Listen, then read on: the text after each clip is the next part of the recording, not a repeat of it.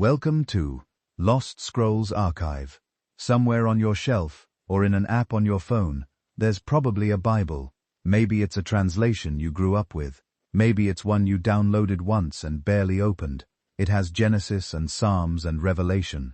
It has the stories most people know, the flood, the commandments, the crucifixion. What it almost certainly does not have is the Book of Enoch. And that's strange, because for hundreds of years across multiple civilizations and religious traditions, the Book of Enoch was not considered a fringe curiosity or a piece of forbidden folklore.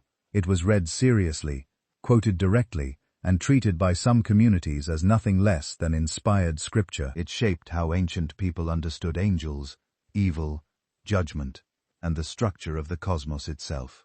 Then, for most of the world, it quietly disappeared from the official record. Except it didn't really disappear.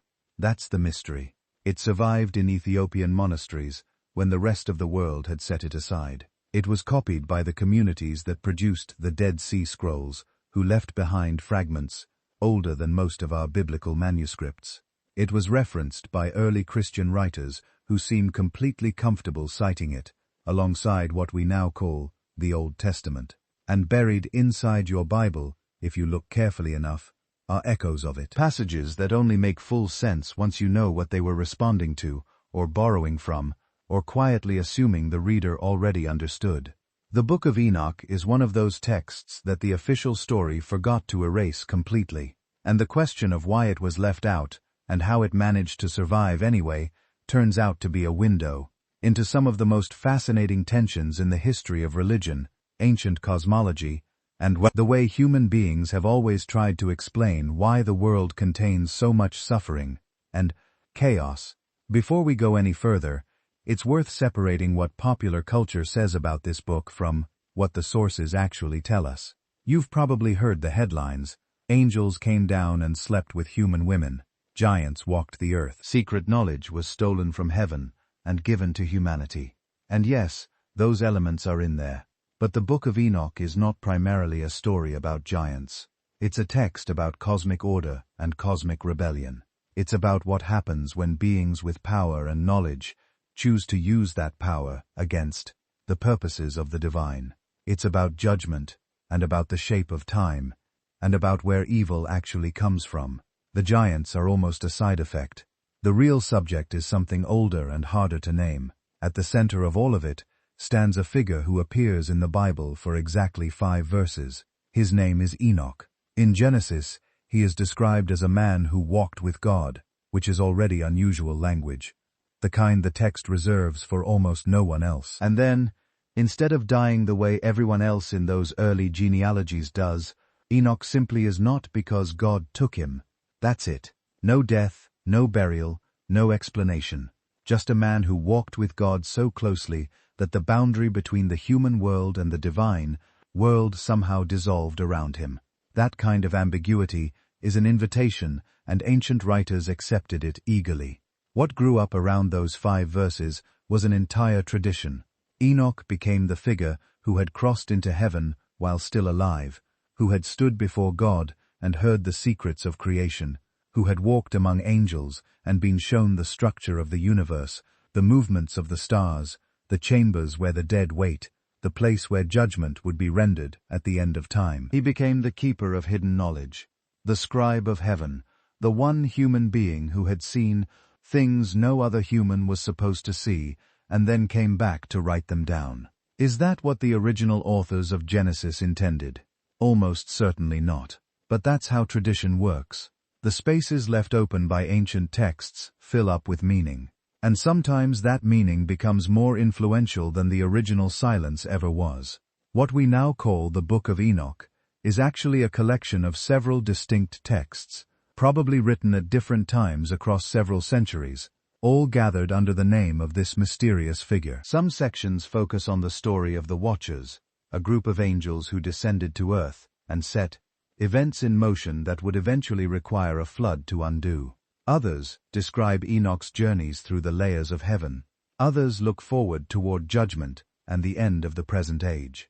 Together they form something like a library of ancient imagination, a record of how certain Jewish communities in the centuries before and after the birth of Jesus understood the universe and their place in it. And then, for reasons that took scholars centuries to fully understand, most of the world moved on and left the book behind. The journey we're about to take together follows that book across time, how it was written, who preserved it, who tried to set it aside, and what it tells us about the ancient minds that found it not just interesting, but necessary. We'll look at what Genesis actually says about the strange beings at the edge of the flood story, and why those few cryptic lines generated so much anxiety and so much creativity. We'll spend time with the Watchers and what their story was really trying to explain. We'll follow Enoch into the architecture of the heavens, and eventually we'll arrive at the question that sits underneath all the others, which is what it means that a text this old, this influential, and this strange was preserved at all, when so much else from the ancient world simply vanished. If you're listening to this right now while you're winding down for the night, you're in good company. This is exactly the kind of story that rewards a quiet room and a slow pace. And I genuinely want to know where in the world you are and what time it is for you right now. Drop it in the comments. Last time I checked, it was people from dozens of countries all listening at completely different hours. And there's something about that I find quietly remarkable. A mystery this old, still circling the globe. Let's start at the beginning, with a man named Enoch, and the 5 verses that weren't quite enough to contain him. Open Genesis 5, and you'll find one of the most tedious passages in the entire Bible. It is a genealogy, a list of names, ages, and deaths stretching from Adam down through the generations toward Noah. The pattern is almost hypnotic in its repetition. A man is born. He lives a certain number of years. He fathers a son. He lives more years after that, and he dies over and over. Adam died, Seth died, Enosh died, Kenan died, Mahalalel died, Jared died, and then in the middle of this rhythm of death, something breaks the pattern entirely. Enosh lived 65 years and begat Methuselah. And Enoch walked with God after he begat Methuselah 300 years and begat sons and daughters. And all the days of Enoch were 365 years. And Enoch walked with God, and he was not, for God took him. That's it. That's the entirety of what the Bible's oldest texts say about Enoch directly. 5 verses in a genealogy. Everyone around him dies. Enoch simply stops being here because God took him. That phrase, walked with God, appears almost nowhere else in the Hebrew Bible. The only other figure who receives exactly that description is Noah, and in his case, the language sets him up for the most dramatic rescue story in the book. So when the text uses the same phrase for Enoch, it is marking him as extraordinary, not just long-lived, not just righteous in the ordinary sense, but somehow intimate with the divine, in a way that other human beings apparently were not. And then there's the ending.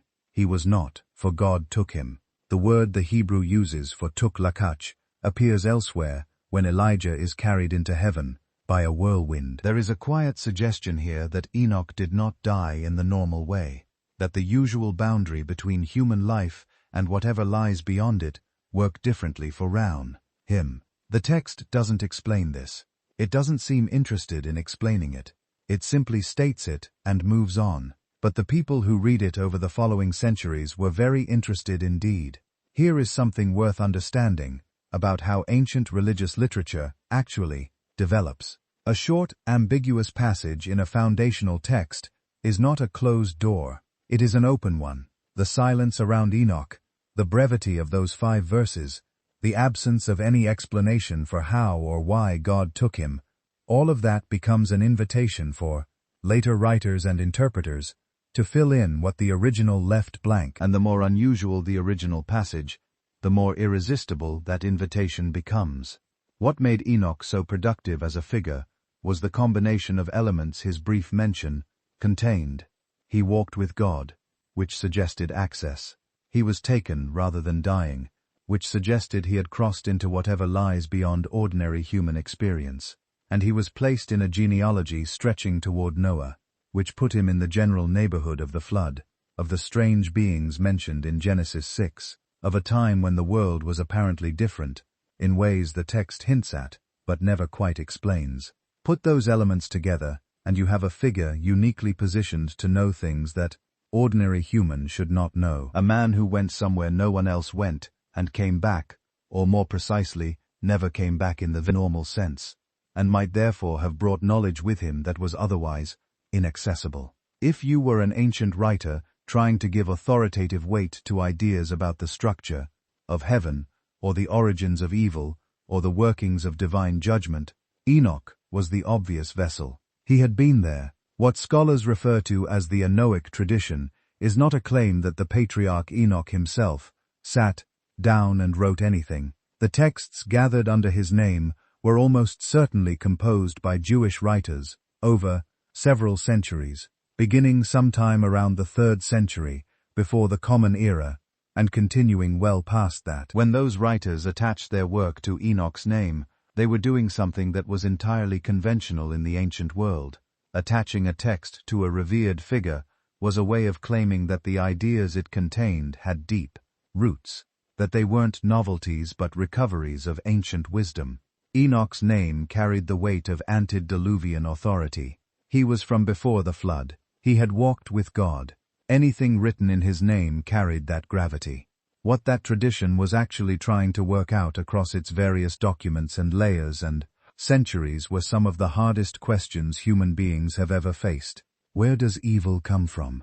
If the world was created by a God who is good, why do the wicked prosper and the righteous suffer? What is happening in the unseen dimensions of reality that might explain the chaos visible in the seen world? How does history end? And what does the shape of time tell us about the purposes of whoever made it? Those are not small questions. They're the kinds that generate entire libraries, and in a certain sense, that is exactly what happened. The name of a man who spent 5 verses in a genealogy became a container for some of the most ambitious theological imagination of the ancient world. And this creates the central tension that runs through everything we'd compromise.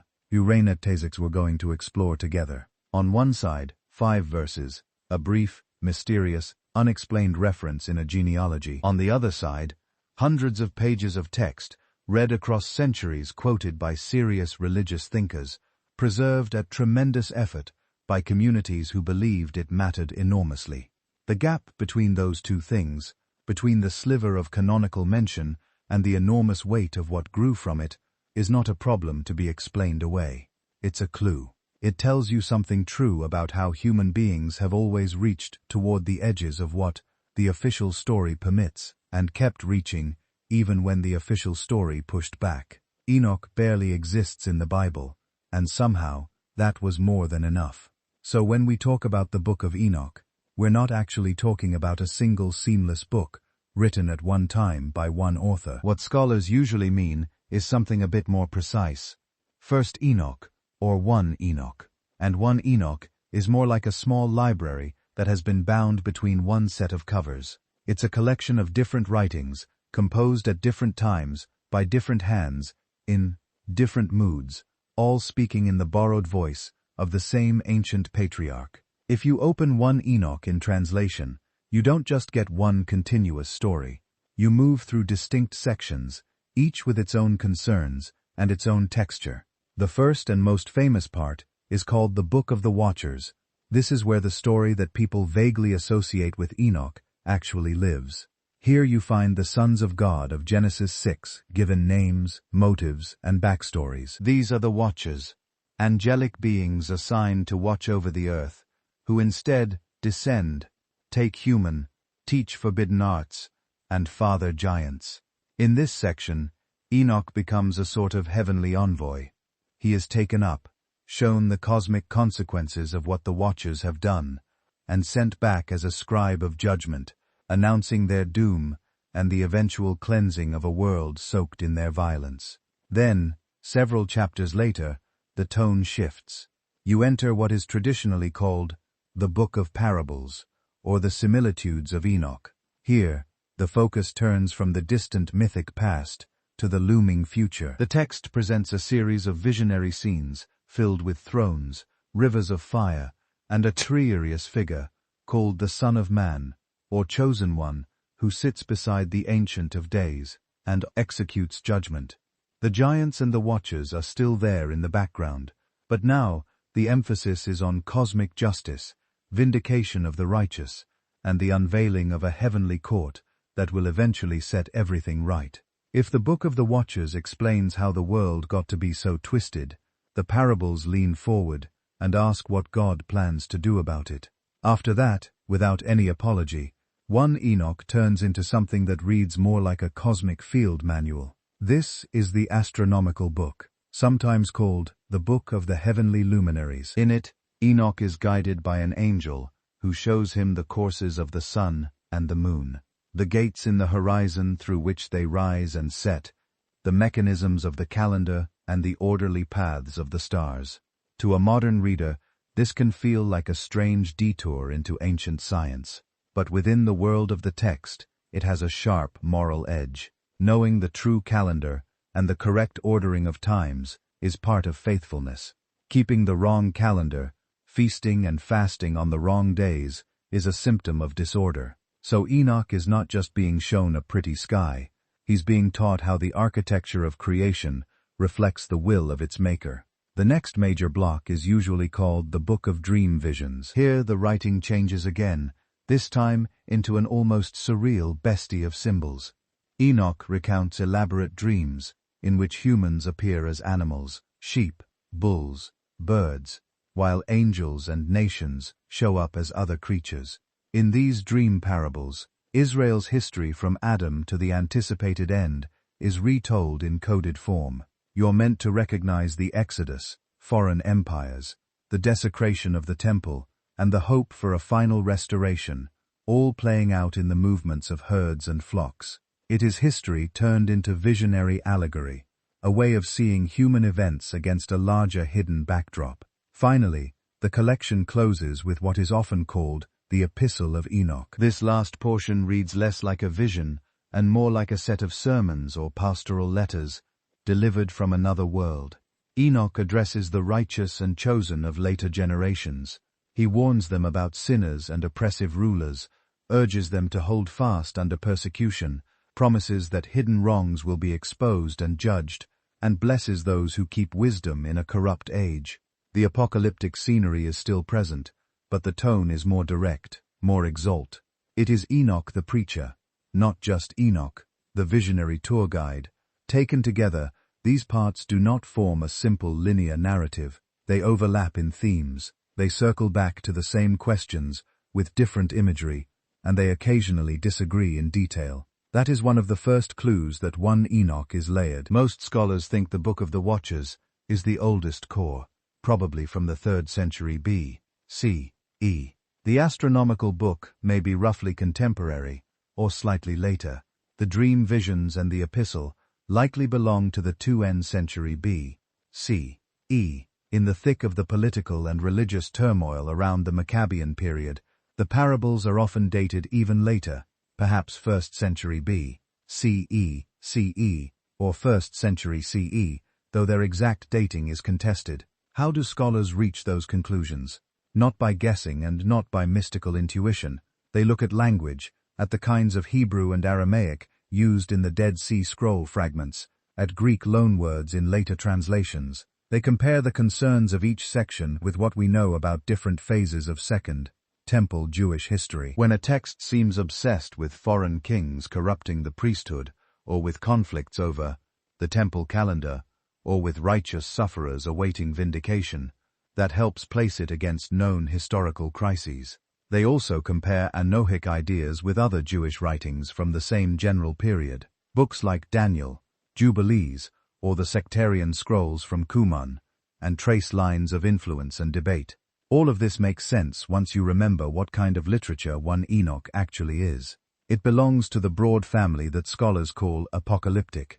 That doesn't just mean about the end of the world, though that is part of it. It means a mode of writing in which hidden realities are unveiled through visions, angelic tours, symbolic dreams, and revelations of heavenly books. In apocalyptic literature, ordinary history is not the whole story. Behind kings and wars and famines are spiritual powers, cosmic courts, sealed decrees that will someday be opened. Geography is expanded beyond the familiar map. Heaven has levels. The earth has secret chambers, where spirits are kept. There are gates in the sky and storehouses for winds and hail. Time itself is structured into fixed periods that move inexorably toward a divinely set climax. At the same time, 1 Enoch is not pure spectacle. Embedded in the visions are clear moral exhortations. The watchers are condemned not only for crossing a boundary between heaven and earth, but for teaching forbidden knowledge, weapon-making, sorcery, seductive adornment that leads humans into violence and exploitation. Wicked rulers are rebuked for injustice. The righteous poor are promised that their suffering is seen. The message is not just this is how the cosmos works, but given that this is how the cosmos works, here is how you should live. Another piece of the puzzle is the way all of this is delivered. None of the Enoch authors signs their own name. Instead, they write as if Enoch himself is speaking. This practice is called pseudepigraphy, writing under the name of someone else, usually a revered figure from the distant past. To a modern reader used to strict ideas about authorship, that can sound like simple forgery. But in the world of Second Temple Judaism, pseudepigraphy was recognized literary strategy. Writing as Enoch was not necessarily an attempt to trick readers into thinking the patriarch had literally penned these lines with his own hand. It was a way of saying these visions belong in the age and perspective of that primordial seer, the one who crossed the boundary between heaven and earth. What we're offering here is not a new religion. It is a recovery of ancient hidden wisdom that has become urgent again. That is what makes 1 Enoch so revealing. It is not a stray curiosity sitting on the edge of Jewish tradition. It is situated right in the middle of the firmament of Second Temple Judaism, sharing language, concerns, and images with books that did become part of the Hebrew Bible and the Christian Old Testament, while also pushing some of those themes further than the later canon would allow. Once you see what 1 Enoch actually is, a layered apocalyptic anthology shaped over generations by communities wrestling with oppression, evil, and divine justice, the next question becomes obvious. How does it talk about the moment when, according to Genesis, the sons of God came down and everything began to go wrong? If you go back to the Bible and look for the origin point of all this, you don't find a full story. You find a fragment. It's in Genesis 6, right on the eve of the flood narrative. And it's surprisingly brief. Now, when human beings began to multiply on the face of the ground, and daughters were born to them, the sons of God saw that the daughters of humans were beautiful, and they took wives for themselves whomever they chose. The Nephilim were on the earth in those days, and also afterward when the sons of God went into the daughters of humans who bore children to them. These were the mighty men who were of old men of renown. That's basically it. A few lines, no names, no clear motives, no detailed consequences beyond a general sense that human wickedness has reached some kind of breaking point, and the next thing that happens is the flood. For many later readers, those verses became a kind of textual fault line. You feel the ground shift under your feet. Who exactly are these sons of God? What does it mean that they took women whomever they chose? Who or what are the Nephilim? Are they giants, heroes, tyrants, something else entirely? The Hebrew itself doesn't settle it. Sons of God can be read as divine beings, members of a heavenly council. Elsewhere in older biblical poetry, similar phrases seem to refer to angelic or semi-divine figures. But in later traditions, the same wording could be softened, turned into something more human, more manageable. Over time, 3 main interpretations crystallized, each with its own stakes. One line of interpretation, probably the oldest in spirit, takes the phrase pretty much at face value. The sons of God are heavenly beings, not metaphorical, not just pious people, but real entities from the divine realm. In this reading, Genesis 6 is hinting at a transgressive crossing of boundaries. Beings who belong in the upper regions descend, desire human women, and produce offspring who are not quite ordinary. The Nephilim become hybrid figures, part of a story about cosmic disorder leaking into human history. That reading raises obvious questions. If these are angelic beings, how can they take wives? How can they father children? And what does that say about the nature of the heavenly realm? Those questions are exactly the ones later writers like the authors of 1 Enoch step in to answer. A second interpretation popular in many later Jewish and Christian circles takes a different path. Here the sons of God are not angels, they're human rulers, powerful men who see themselves as divine or semi-divine. They claim the right to take women as they please, ignoring ordinary constraints. The Nephilim in this view are mighty warriors, perhaps legendary kings and champions, the men of renown, produced by an aristocracy that treats women as property. This turns Genesis 6 into a critique of oppressive kingship and sexual exploitation. The problem is not angelic biology. The problem is human power unrestrained by justice, strong men who act like gods. When you read it this way, the flood looks like a judgment on corrupt elites and violent empires. A third interpretation, especially common among some church fathers and later Christian commentators, tries to keep everything firmly on the human level, but in a more theological register. Here, the sons of God are identified with the line of Seth, the supposedly faithful descendants of Adam's righteous son. The daughters of humans are linked to the line of Cain associated with rebellion and violence. In this version, Genesis 6 tells the story of intermarriage between the godly and the ungodly, the blurring of a moral boundary that ultimately drags the righteous line down into corruption. On this reading, the Nephilim are not supernatural hybrids.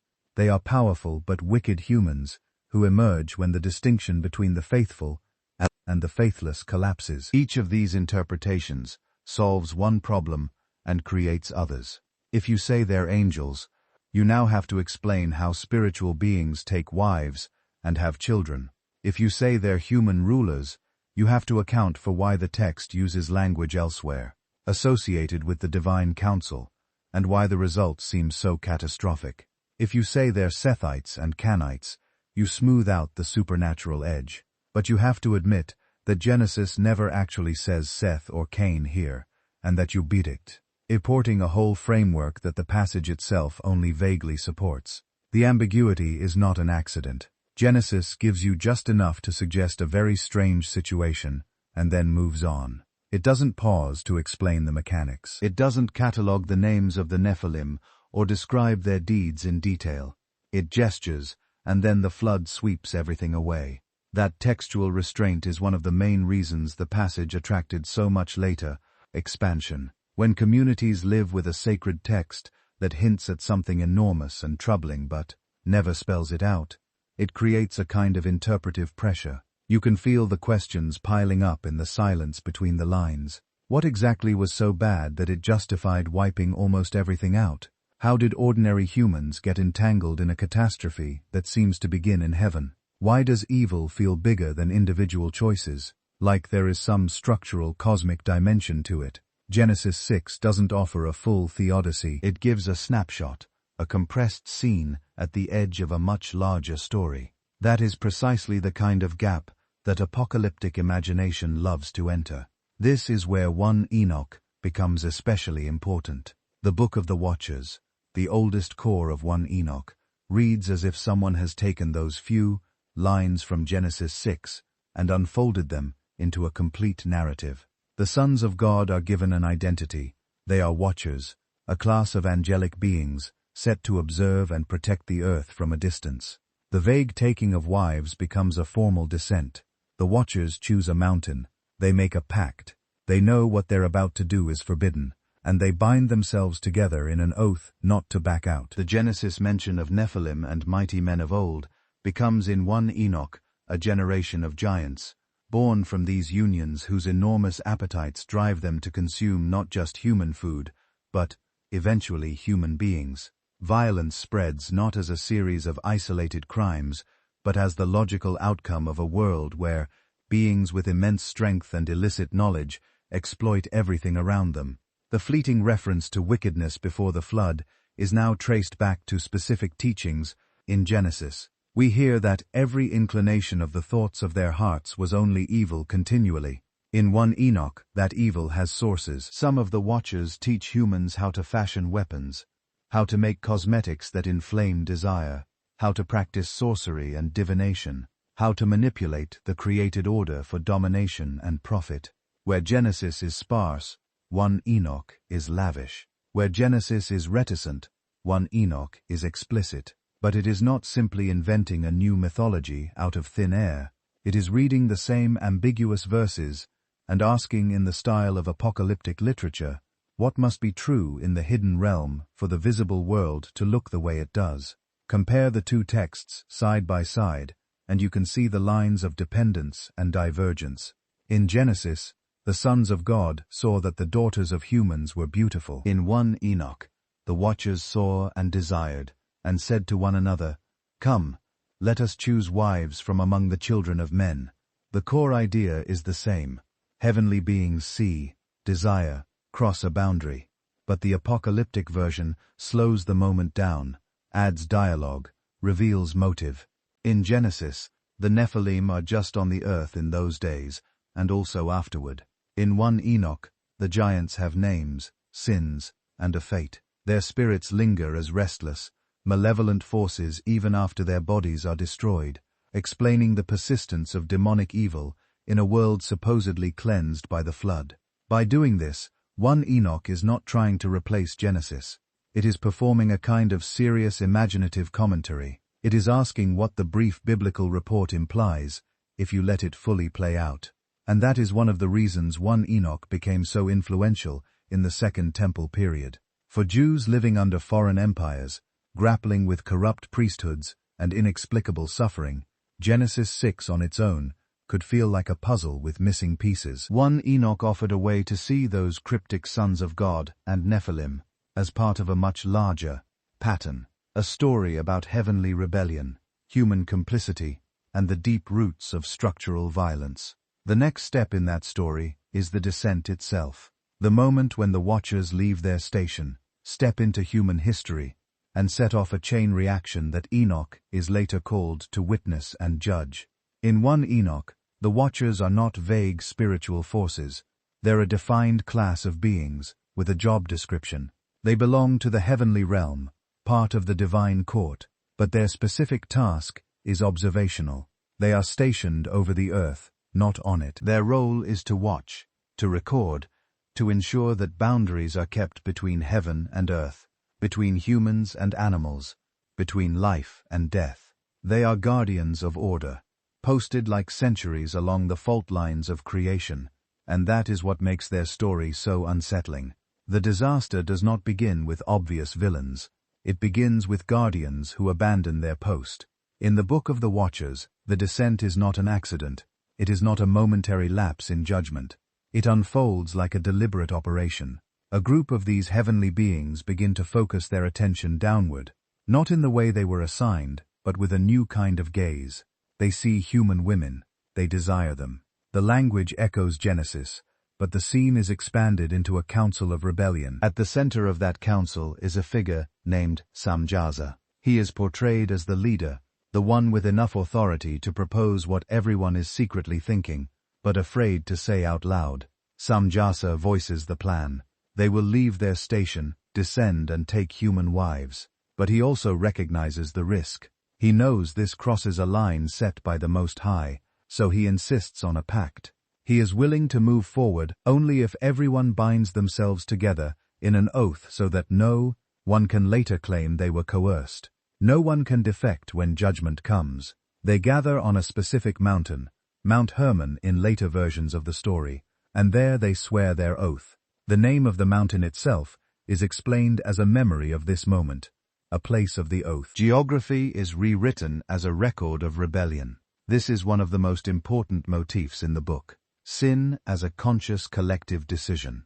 The Watchers do not slip. They do not blunder into transgression. They organize it. They ritualize it. They turn rebellion into a covenant. From a literary perspective, Samjaza functions as a narrative anchor. He gives a face and a voice to what might otherwise be an abstract explanation of evil. Historically, we have no way of verifying that a being named Samjaza ever existed or did any of the things described.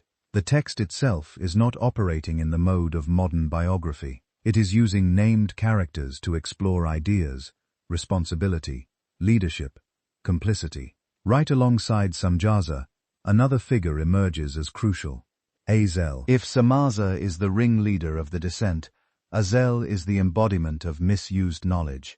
In 1 Enoch, Azazel is singled out for teaching humans how to make weapons: swords, knives, shields, breastplates, along with ornamentation and cosmetics. He shows people how to transform raw materials into instruments of killing and seduction. Again, we're not dealing with verifiable history. We're dealing with a symbolic map. Azazel condenses into one name a whole cluster of anxieties about technology, about war, about luxury, about the way new skills can amplify both our capacity for beauty and our capacity for harm. In later Jewish ritual, the name Azazel appears in Leviticus as part of the Yom Kippur ceremony. The scapegoat that carries away the sins of the people is sent to Azazel in the wilderness. Many scholars think 1 Enoch is playing with that older tradition, reimagining Azazel not just as a place or a destination, but as an active agent of corruption, whose teachings have to be symbolically exiled and condemned. Taken together, Samjaza and Azazel frame the descent as a double transgression. One side is relational and bodily, crossing the boundary between heavenly beings and human women, violating the proper separation between realms.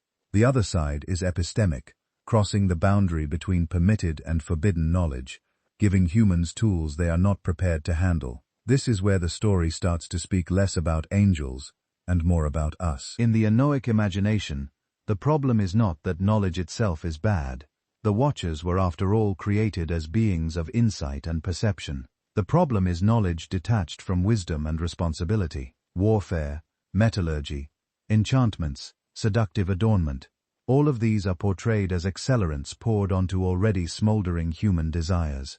The descent narrative is trying to answer a question that Genesis 6 leaves hanging. Why does evil feel so entrenched, so systemic, so far beyond the sum of individual failings? The Book of the Watchers answers by stretching the story backward and upward. Evil is not reduced to human weakness. Humans are still responsible. We see that in the way they eagerly receive what the Watchers offer. But they're also entangled in a web of influence that begins above them. Violence, exploitation, and idolatry are reframed as the joint project of rebellious, heavenly powers and willing human partners. This is a subtle but important shift from some later theological traditions. In many post-biblical systems, evil is traced primarily to one primal figure, Satan, the devil, whose rebellion explains everything. 1 Enoch, by contrast, gives you a more fragmented, almost bureaucratic vision of cosmic disorder. There is no single arch-villain at the start. There is a council of watchers, each contributing their own piece of forbidden knowledge: weapons, sorcery, astrology, beautification, secrets of plants and roots. The result is a world in which every sector of life has been touched: war, sexuality, medicine, economics, religion. Evil is not just temptation whispered in someone's ear. It is built into structures, technologies, and cultural practices. At the same time, the story preserves a sense of order that has been violated, not destroyed. The Watchers were appointed with a function. They had a legitimate role. Their rebellion is intelligible only because there is a prior cosmic architecture they are twisting. This is part of why the book was so compelling for communities living under foreign rule. If you are a small Judean group watching empire after empire roll through your land, the idea that there are Watchers who have gone rogue and handed empires their tools of domination feels less like fantasy and more like an interpretive lens. It also helps explain the ambiguous experience of power. The same metallurgy that gives you a plow gives your overlords a sword. The same knowledge of plants that can heal can also poison. The same gift of beauty that can celebrate creation can become a means of control. In Enoch's story world, none of that is accidental. It is the fallout of that ancient oath on the mountain.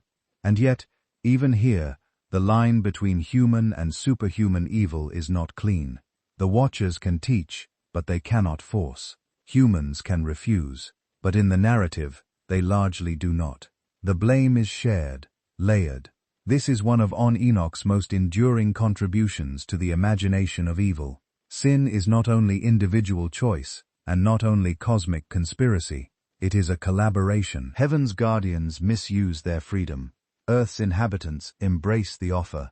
The flood, when it finally comes, is presented not just as a judgment on wild humanity, but as a necessary response to a creation that has been compromised from multiple directions.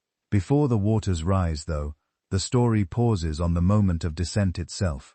Heavenly beings, stepping over a boundary they were supposed to honor forever, an oath binding them together in revolt, a leader who knows they cannot go back, and in the background a human world about to be transformed, by powers it barely understands. From there, one Enoch will move on to show the consequences, the birth of giants, the spread of violence, the cry of the earth itself rising up for justice. In Genesis, the Nephilim are mentioned almost in passing. The Nephilim were on the earth in those days. The text says, when the sons of God came into the daughters of men, they are described as mighty men, men of renown. And then, the story moves on. No origin story, no details, just a fragment. One Enoch takes that fragment and turns it into a central pillar. When the Watchers descend and take wives, the children that result are not ordinary. They are described as giants, enormous, ravenous beings that quickly outgrow the world that produced them. In some manuscripts, their height is exaggerated to absurd scales, but the point is not to give you a biological report. The point is to make you feel the way their presence distorts everything around them. The text lingers on one particular trait: hunger.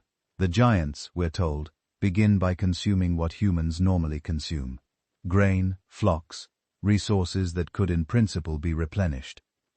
Their appetite is not proportionate to the earth's capacity. They eat and do not stop.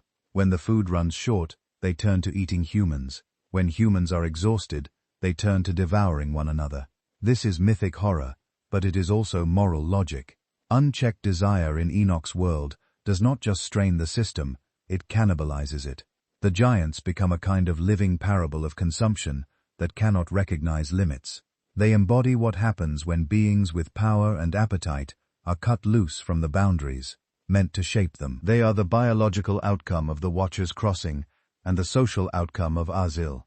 Teachings strengthen violence with no internal break, and as their violence grows, the text says something striking. The earth itself cries out. This motif echoes Genesis 4, where Abel's blood calls from the ground. In Enoch, that idea is expanded. Creation is treated almost as a witness, a victim that can testify. The land is soaked with blood. The animals are dragged into the spiral of corruption. Everything that was supposed to be ordered and fruitful is now groaning under the weight of predation. Here, the giants start to function less as an oddity and more as a kind of symbolic category. On one level, the authors probably imagined physically impressive beings, warriors, tyrants, figures who towered over ordinary people in both stature and status. The ancient world, like ours, remembered conquerors and warlords as mighty men, people whose scale of impact seemed inhuman. On another level, though, the giant tradition is mythic language for chaos made flesh. A giant is what greed looks like when you give it a body. A giant is the social effect of violence when it accumulates over generations. A giant is the system that eats people to keep itself alive. Kingdoms built on conquest. Economy is built on exploitation. Technologies that multiply power without multiplying wisdom. One Enoch leans into this imagery. The giants are not just big, they are ungovernable. They are the children of broken boundaries. And so they treat every boundary as something to be crossed between species, between life and death, between what is permitted and what is not. In that sense, they are the perfect mirror of their fathers, the Watchers. What began as a heavenly rebellion now has a monstrous form on earth. This is where Enoch's version of the flood story begins to diverge sharply from the compressed account in Genesis. In Genesis 6, the narrative moves quickly. The sons of God, the daughters of men, the Nephilim, the declaration that every inclination of the thoughts of the human heart was only evil all the time, and then God's decision to wipe out all flesh. The connection between those elements is implied but not spelled out. Second Temple texts like 1 Enoch, the Book of Jubilees, and later traditions refuse to leave those gaps empty. They read Genesis as an outline, almost a set of bullet points, and then fill in the cause and effect. In 1 Enoch, the chain looks like this. Watchers rebel. Forbidden knowledge spreads. Giants are born. Their appetites produce mass violence. The earth and the righteous cry out, and heaven responds with judgment. The flood is no longer just a response to generic human wickedness. It is a targeted act meant to cleanse a world that has been structurally altered by this hybrid offspring. Some passages go even further. The spirits of the slain giants, we're told in later Enochic sections, do not simply disappear. They become wandering, malevolent presences. One ancient way of explaining why the world continues to feel haunted by violence even after the floodwaters recede. Evil in this model is stubborn. You can wash away the bodies, but the consequences and patterns continue in less visible forms.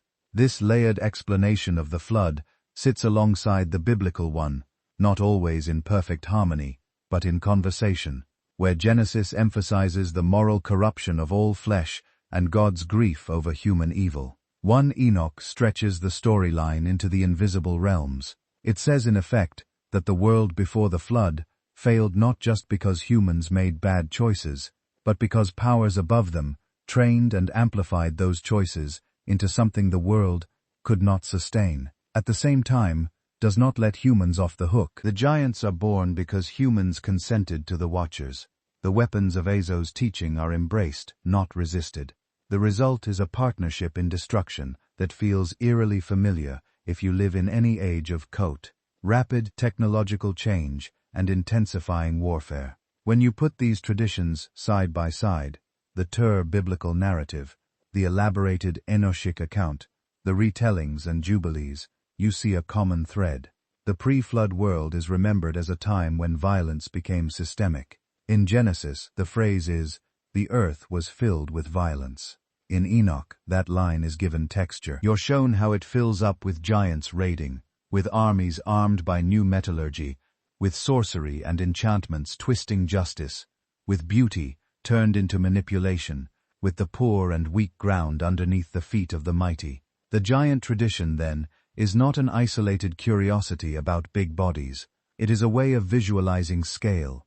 How large can a problem become before ordinary remedies no longer work? How enormous can structures of exploitation grow before repair is impossible? And only radical judgment, like a flood, can reset the system. For the authors of 1 Enoch, the answer is told through the language of monsters. When sin and knowledge and power align, they create something oversized, something that no single person, no single village can restrain. That is what the giants are. They are a world historical problem given a face. This is why, in Enoch's larger message, the story of the giants is not just sensational background, it is diagnosis. The book is saying if you want to understand why judgment comes, you have to see how deeply violence has sunk into the bones of creation. You have to recognize how rebellion in the heights becomes exploitation on the ground. You have to see how the appetites of the few become the suffering of the many. Only then does the next movement of the story make sense. When heaven finally intervenes, when Enoch is sent as a mediator, and when the same God who set the boundaries of creation announces new limits on angels, on kings, and on the secret knowledge that unleashed all of this in the first place. In 1 Enoch, the Watchers do more than break a boundary by taking human wives. They also become teachers. The text gives their teaching specific names, and that specificity matters. It does not just say they taught knowledge in the abstract. It catalogues the arts they brought. Azazel, the chief offender, is said to have taught humans how to make swords and knives, shields and breastplates. He reveals how to work the metals of the earth, how to refine and shape them into weapons. Another Watcher instructs in the art of making bracelets and ornaments, in the use of cosmetics to beautify the eyelids, in the secrets of precious stones and dyes. Others introduce enchantments and root-cutting, occult practices and magical formulas. Still others unveil the courses of the stars, the signs of the sun and moon, astrology, and the reading of omens. On the surface, it's a list of Iron Age technologies and esoteric arts. But beneath that, each category points to a deeper anxiety. Weapons are obvious. When you teach metallurgy, you're not just handing someone a tool, you're changing the scale of what violence can do. A stone club can kill a neighbor. A forged sword can lead an army.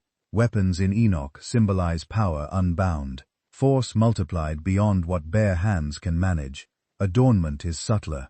Teaching bracelets, makeup, and jewelry sounds harmless, even trivial. Yet in 1 Enoch, it becomes part of the indictment. Beauty is being engineered, commodified, weaponized in its own way. The authors seem to see in these arts the capacity to manipulate desire, to turn bodies into instruments of seduction and status.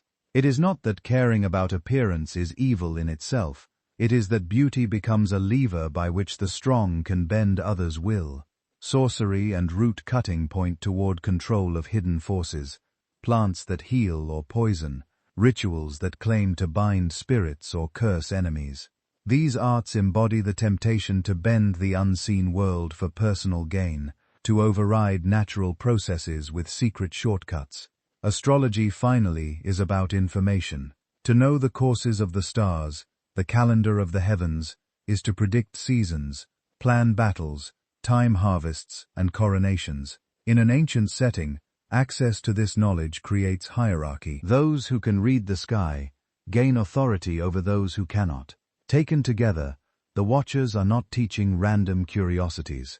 They are delivering a package, tools for amplifying power, shaping desire, manipulating the invisible, and organizing time. It is a curriculum in domination. This is where the story slips into something larger than mythic angels on a mountain. 1 Enoch is asking a question that still feels raw. When does knowledge become transgression? The text does not present all learning as dangerous. Enoch himself is portrayed as wise, as a scribe of righteousness, as someone entrusted with heavenly secrets. The problem is not that humans learn. The problem is who is teaching, what is being taught, and toward what end. In the Enochic imagination, knowledge crosses a line when it severs itself from the boundaries God has set for creation. Metallurgy is not evil by nature, but when its first lesson is how to sharpen metal into swords rather than plowshares, it becomes a catalyst for slaughter. Cosmetics are not intrinsically corrupt, yet, when they are introduced in this story as part of a seduction plot by rebel angels, they become symbols of desire detached from covenant and responsibility. Sorcery and astrology occupy a particularly charged space.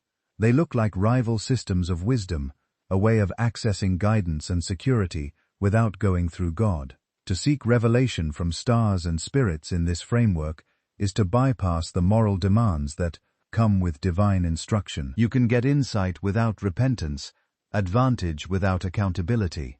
So the ethical question in 1 Enoch is not simply, is this fact allowed? It is what happens to the world when this kind of knowledge is placed in these kinds of hands, for these kinds of purposes. The answer in the story is written in blood. The teachings of the Watchers are not neutral information. They are accelerants poured onto existing human tendencies toward greed, fear, and status-seeking. The result is not enlightenment, but giants ravaging the earth, cities arming for war, elites adorning themselves while the land cries out. Viewed this way, the Book of Enoch reads like a reflection on technology. An empire wrapped in ancient myth, weapons, technology changes the scale of empire. When a few possess cutting-edge arms, they can organize conquest. The list of swords and shields in Enoch sounds like a catalogue of early statecraft, how to create a monopoly on legitimate violence. The authors are watching or remembering the rise of kingdoms whose power depends on organized killing, and they place that origin not in human ingenuity, but in a catastrophic angelic lesson plan. Adornment and luxury goods map onto economic exploitation. Precious stones and dyes are not found everywhere. They require trade routes, extraction, labor.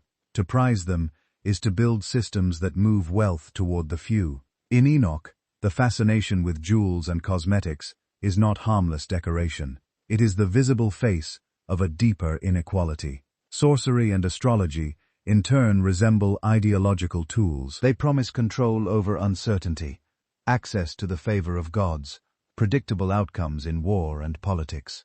In a world of empires, such knowledge can legitimate power. If you can say the stars favor my reign, or the omen justifies this campaign, you wrap violence in a cloak of inevitability. 1 Enoch critiques all of this by placing it under the label of corrupted instruction. The problem is not that instruction exists, but that it has been hijacked. This puts the book in tension, but also in dialogue with the biblical wisdom traditions that survived into the canon. In Proverbs, wisdom is portrayed as a woman calling in the streets, inviting the simple to learn. The fear of the Lord is the beginning of knowledge. Skill in living, in work, in speech, is celebrated as a gift. Ecclesiastes can be skeptical about what knowledge achieves, but it still values understanding. Even Job, wrestling with suffering, is ultimately confronted with a vision of divine wisdom woven into creation. These texts assume that the world is intelligible and that humans are called to grow in discernment. They warn against arrogance and misuse, but they do not depict learning itself as a trespass. 1 Enoch narrows the focus. It looks at a specific set of teachings: how to wield force, how to manipulate appearance, how to harness occult power, how to script reality by the stars, and says, these are not just skills. These are corruptions of wisdom, because they sever knowledge from righteousness. They are revelations that cost too much. At the same time, Enoch is not anti-revelation. The very structure of the book assumes that there are secrets God intends to disclose. Enoch is taken up, shown heavenly tablets, given visions of cosmic order and future judgment. The difference is that his knowledge flows downward, legitimately, authorized and framed by divine justice. The Watcher's knowledge flows downward, illicitly, smuggled across a boundary for personal gratification. In this light, the category of forbidden knowledge in 1 Enoch is not about keeping humans permanently ignorant. It is about guarding the world against forms of knowing that magnify power faster than they cultivate virtue. When the book portrays heaven, responding with judgment, binding the Watchers, condemning Azazel, decreeing the destruction of the giants, it is not just punishing curiosity. It is reasserting that instruction itself must be ordered. There is a right teacher, a right time, a right context for truths that change how we live. For the communities that cherished Enoch, this framework offered a way to talk about the seductions of their own age. Technological advances, imperial propaganda, esoteric practices in neighboring cultures, all could be seen as echoes of the Watcher's curriculum. The question was not whether these arts worked, but what kind of world they were building and who paid the cost. And that cost in Enoch's telling is always communal. The gifts of the Watchers do not stay in private. They spill out into economies of violence, cultures of vanity, spiritual marketplaces, where everything sacred is for sale. Forbidden knowledge is not forbidden because it is too abstract for humans to grasp. It is forbidden because once unleashed, it tends to break the weak first and the earth itself last. Set alongside biblical wisdom literature, 1 Enoch becomes a kind of dark mirror, where Proverbs imagines instruction that leads to life, Enoch imagines instruction that leads to flood, where canonical texts invite seekers into a path where knowledge and fear of the Lord grow together. Enoch warns that there are also other paths, brilliant, glamorous, effective, that end in giants, in cries from the ground, in a world that must be reset. In that gap between two visions of instruction, the wise and the corrupted, the figure of Enoch stands as a counter. If the Watchers are the archetype of illicit revelation, he becomes the model of faithful reception, and it is from that position as scribe and mediator that he is taken beyond the ruined earth to see what a rightly ordered cosmos is supposed to look like. When the corrupted instruction of the Watchers reaches its peak, the story does something unexpected. Instead of keeping Enoch on the devastated earth, it sends him away from it. In 1 Enoch, the answer to chaos is not just a bigger threat or a louder command, it is a tour. Enoch is taken on a series of journeys led by angelic guides through a universe that is anything but random. The tone shifts from the violence of giants to something almost serene. Even when the images themselves are frightening, the world is burning. But Enoch is being shown why it will not burn forever. The geography of these journeys is strange on purpose. He's taken to mountains that are made of metals, one of iron, one of copper, one of silver, one of gold, one of soft metal, and one of lead.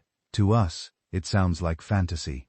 To the ancient imagination that told this story, it is like walking through the periodic table rewritten as landscape. These metal mountains mirror the very arts that Azazel taught on earth. Down below, people are learning to pull ore from the ground and hammer it into swords and ornaments.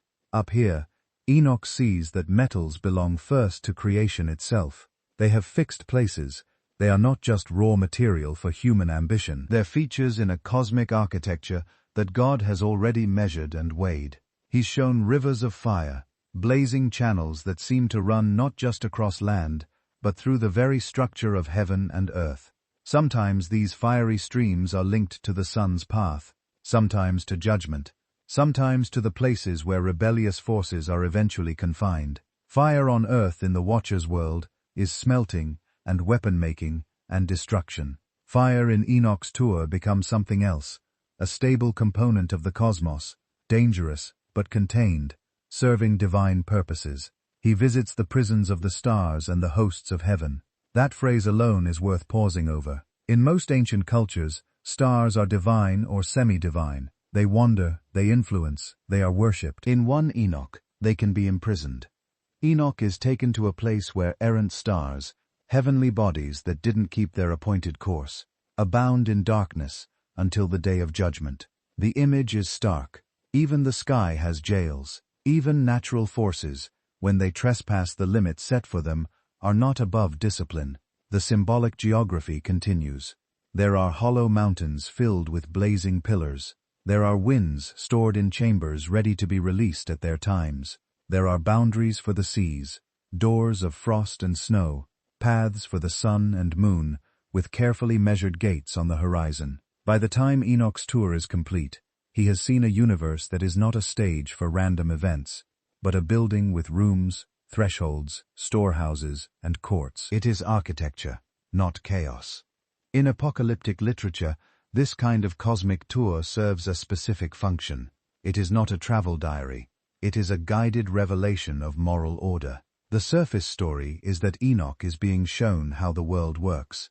The deeper claim is that the world is already ordered toward justice. Even when current events say otherwise, hidden behind the apparent success of the Watchers and their giant offspring, there is a structure that bends eventually toward judgment and restoration. When Enoch sees stars punished for leaving their paths, it comments back on the Watchers who left their station. When he sees winds stored and released at the right times, it speaks to a God who can unleash flood and fire, not arbitrarily, but according to a measured plan. When he walks through metal mountains, it quietly insists that the resources empires fight over are not theirs. They're on loan. They have owners for communities under pressure. People who felt that the wicked prospered, that foreign powers ruled, that the world had slipped out of joint. These journeys said, no, the joints are still there. You just cannot see them yet.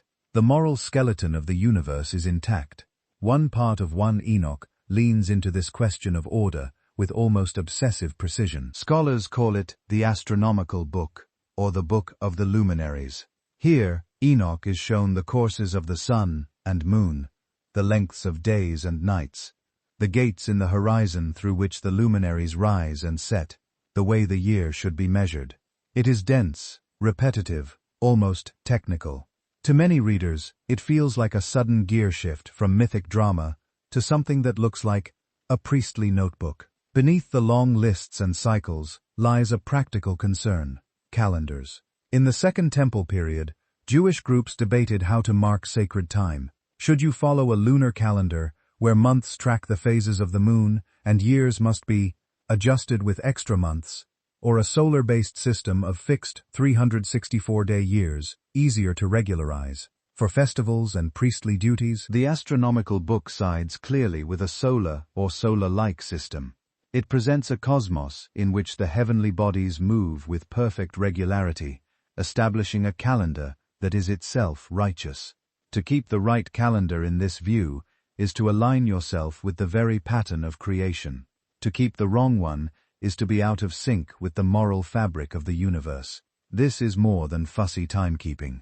If the priests who control the temple calendar are using what Enoch's book portrays as a corrupt system, then their sacrifices and festivals are mistimed. Their service is disordered. The authority to define holy days becomes a site of conflict, and Enoch's visions function as an appeal to a higher court. In that light, the heavenly journeys and the astronomical revelations work together. One maps space, the other maps time. Both insist that creation itself is structured toward accountability. Judgment in this framework is not a sudden intrusion into an otherwise neutral universe. It is what happens when things that have long been misaligned are brought back into conformity with their design. When Enoch sees valleys where rebellious angels will be held, he is not watching God invent a punishment on the fly. He's seeing that there has always been a place set aside for what does not belong. When he learns the true length of the year, he is not getting a random fact. He's being invited into a pattern where feasts, Sabbaths, and jubilees fall where they ought to fall, matching heavenly rhythms. For some modern scholars, these visions look like the work of priestly or scribal circles. People deeply invested in temple liturgy, festival cycles, and the legitimacy of particular calendars. They find echoes of older Babylonian astronomical traditions, filtered through a distinctively Jewish lens. The careful gate-by-gate descriptions of solar movement resemble royal and priestly law from Mesopotamia, repurposed here, not to glorify kings, but to underwrite covenantal faithfulness. Others see layers, perhaps older mythic materials about cosmic mountains, underworld rivers, and star gods have been stitched into a new narrative where monotheism has tamed them. The stars lose their independence and become obedient luminaries. The mountains of the gods become features in a world spoken into being by one creator. Still others suggest that the visions reflect internal Jewish disputes about who truly guards sacred knowledge. The official temple priesthood in Jerusalem, aligned with certain calendars and powers, versus dissident groups like those who would later leave us, the Dead Sea Scrolls, who claimed that the majority had gone astray. In that context, having Enoch, the pre-flood patriarch, the righteous scribe, receive direct instruction on cosmic architecture as a way of saying the blueprint is ours, not theirs. However we pass the sources, the shape of the message is consistent. Against a story in which knowledge is weaponized from below, Enoch offers a counter-vision of knowledge entrusted from above. The universe he's shown is not neutral territory for angels and humans to exploit. It is a moral building with weight-bearing beams and load-bearing walls. Mountains, stars, winds, and calendars are all parts of a structure that cannot in the long run be bent without consequence. Seen this way, the heavenly journeys are not an escape from history, they are a perspective on it. They reassure readers that the corrupt lessons of the Watchers are temporary intrusions, not the final word. They hint that those who seem to control the metals, the stars, and the times are in reality renters in someone else's house, and they prepare the way for what comes next. A universe where even angels are judged, where mercy has boundaries, and where the limits placed on power, human and heavenly alike, are not arbitrary rules, but reflections of the way the cosmos itself is built. When the story turns from geography to courtroom, the tone shifts again. The same universe that has storehouses for wind and prisons for stars also has a legal system. In 1 Enoch, judgment is not an abstract idea. It unfolds in hearings, petitions, written decrees. It looks deliberately like law. The pivot comes when the Watchers realize what their rebellion has set in motion. Their giant offspring are devouring the earth. Violence and bloodshed are everywhere. The humans they lusted after and instructed are crying out under the weight of war, sorcery, and oppression. In the narrative, those cries reach heaven. God does not speak first to the Watchers. He speaks to the good angels and sends them down with messages of judgment and rescue. But something unexpected happens. The Watchers, now terrified, ask for mediation. They cannot approach the divine throne themselves, so they look for an intercessor. They choose Enoch. This is one of the strangest and most important moves in the book. The same human who'd been walking through metal mountains and star prisons is now summoned as a scribe, a go-between. The angels who once descended in power now send a frail mortal figure upward as their legal representative. The narrative lingers on the details. The Watchers beg Enoch to write a petition on their behalf. He records their words. He reads the document to them.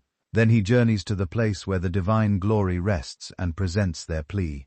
In most ancient stories about divine beings and humans, that is where you would expect a twist toward mercy. A brave or righteous intercessor softens the god's anger. The punishment is reduced, the sentence delayed. Enoch does intercede, but the answer he receives is absolute. In a vision, he is told to send this reply back to the Watchers. Their petition will not be granted. There will be no forgiveness, no return to heaven, no reduction of sentence. Their fate is sealed. They will see the destruction of their sons. They themselves will be bound in the earth until the final judgment. The scene is chilling, but it is not just meant to frighten. It is making a claim about boundaries. Earlier, Enoch saw that even stars have limits, that even winds follow assigned courses. Now he learns that moral boundaries in this universe are just as real. Some lines once crossed cannot be uncrossed. The Watchers have committed 3 interconnected transgressions. They have violated the boundary between heaven and earth by descending in a way they were not sent.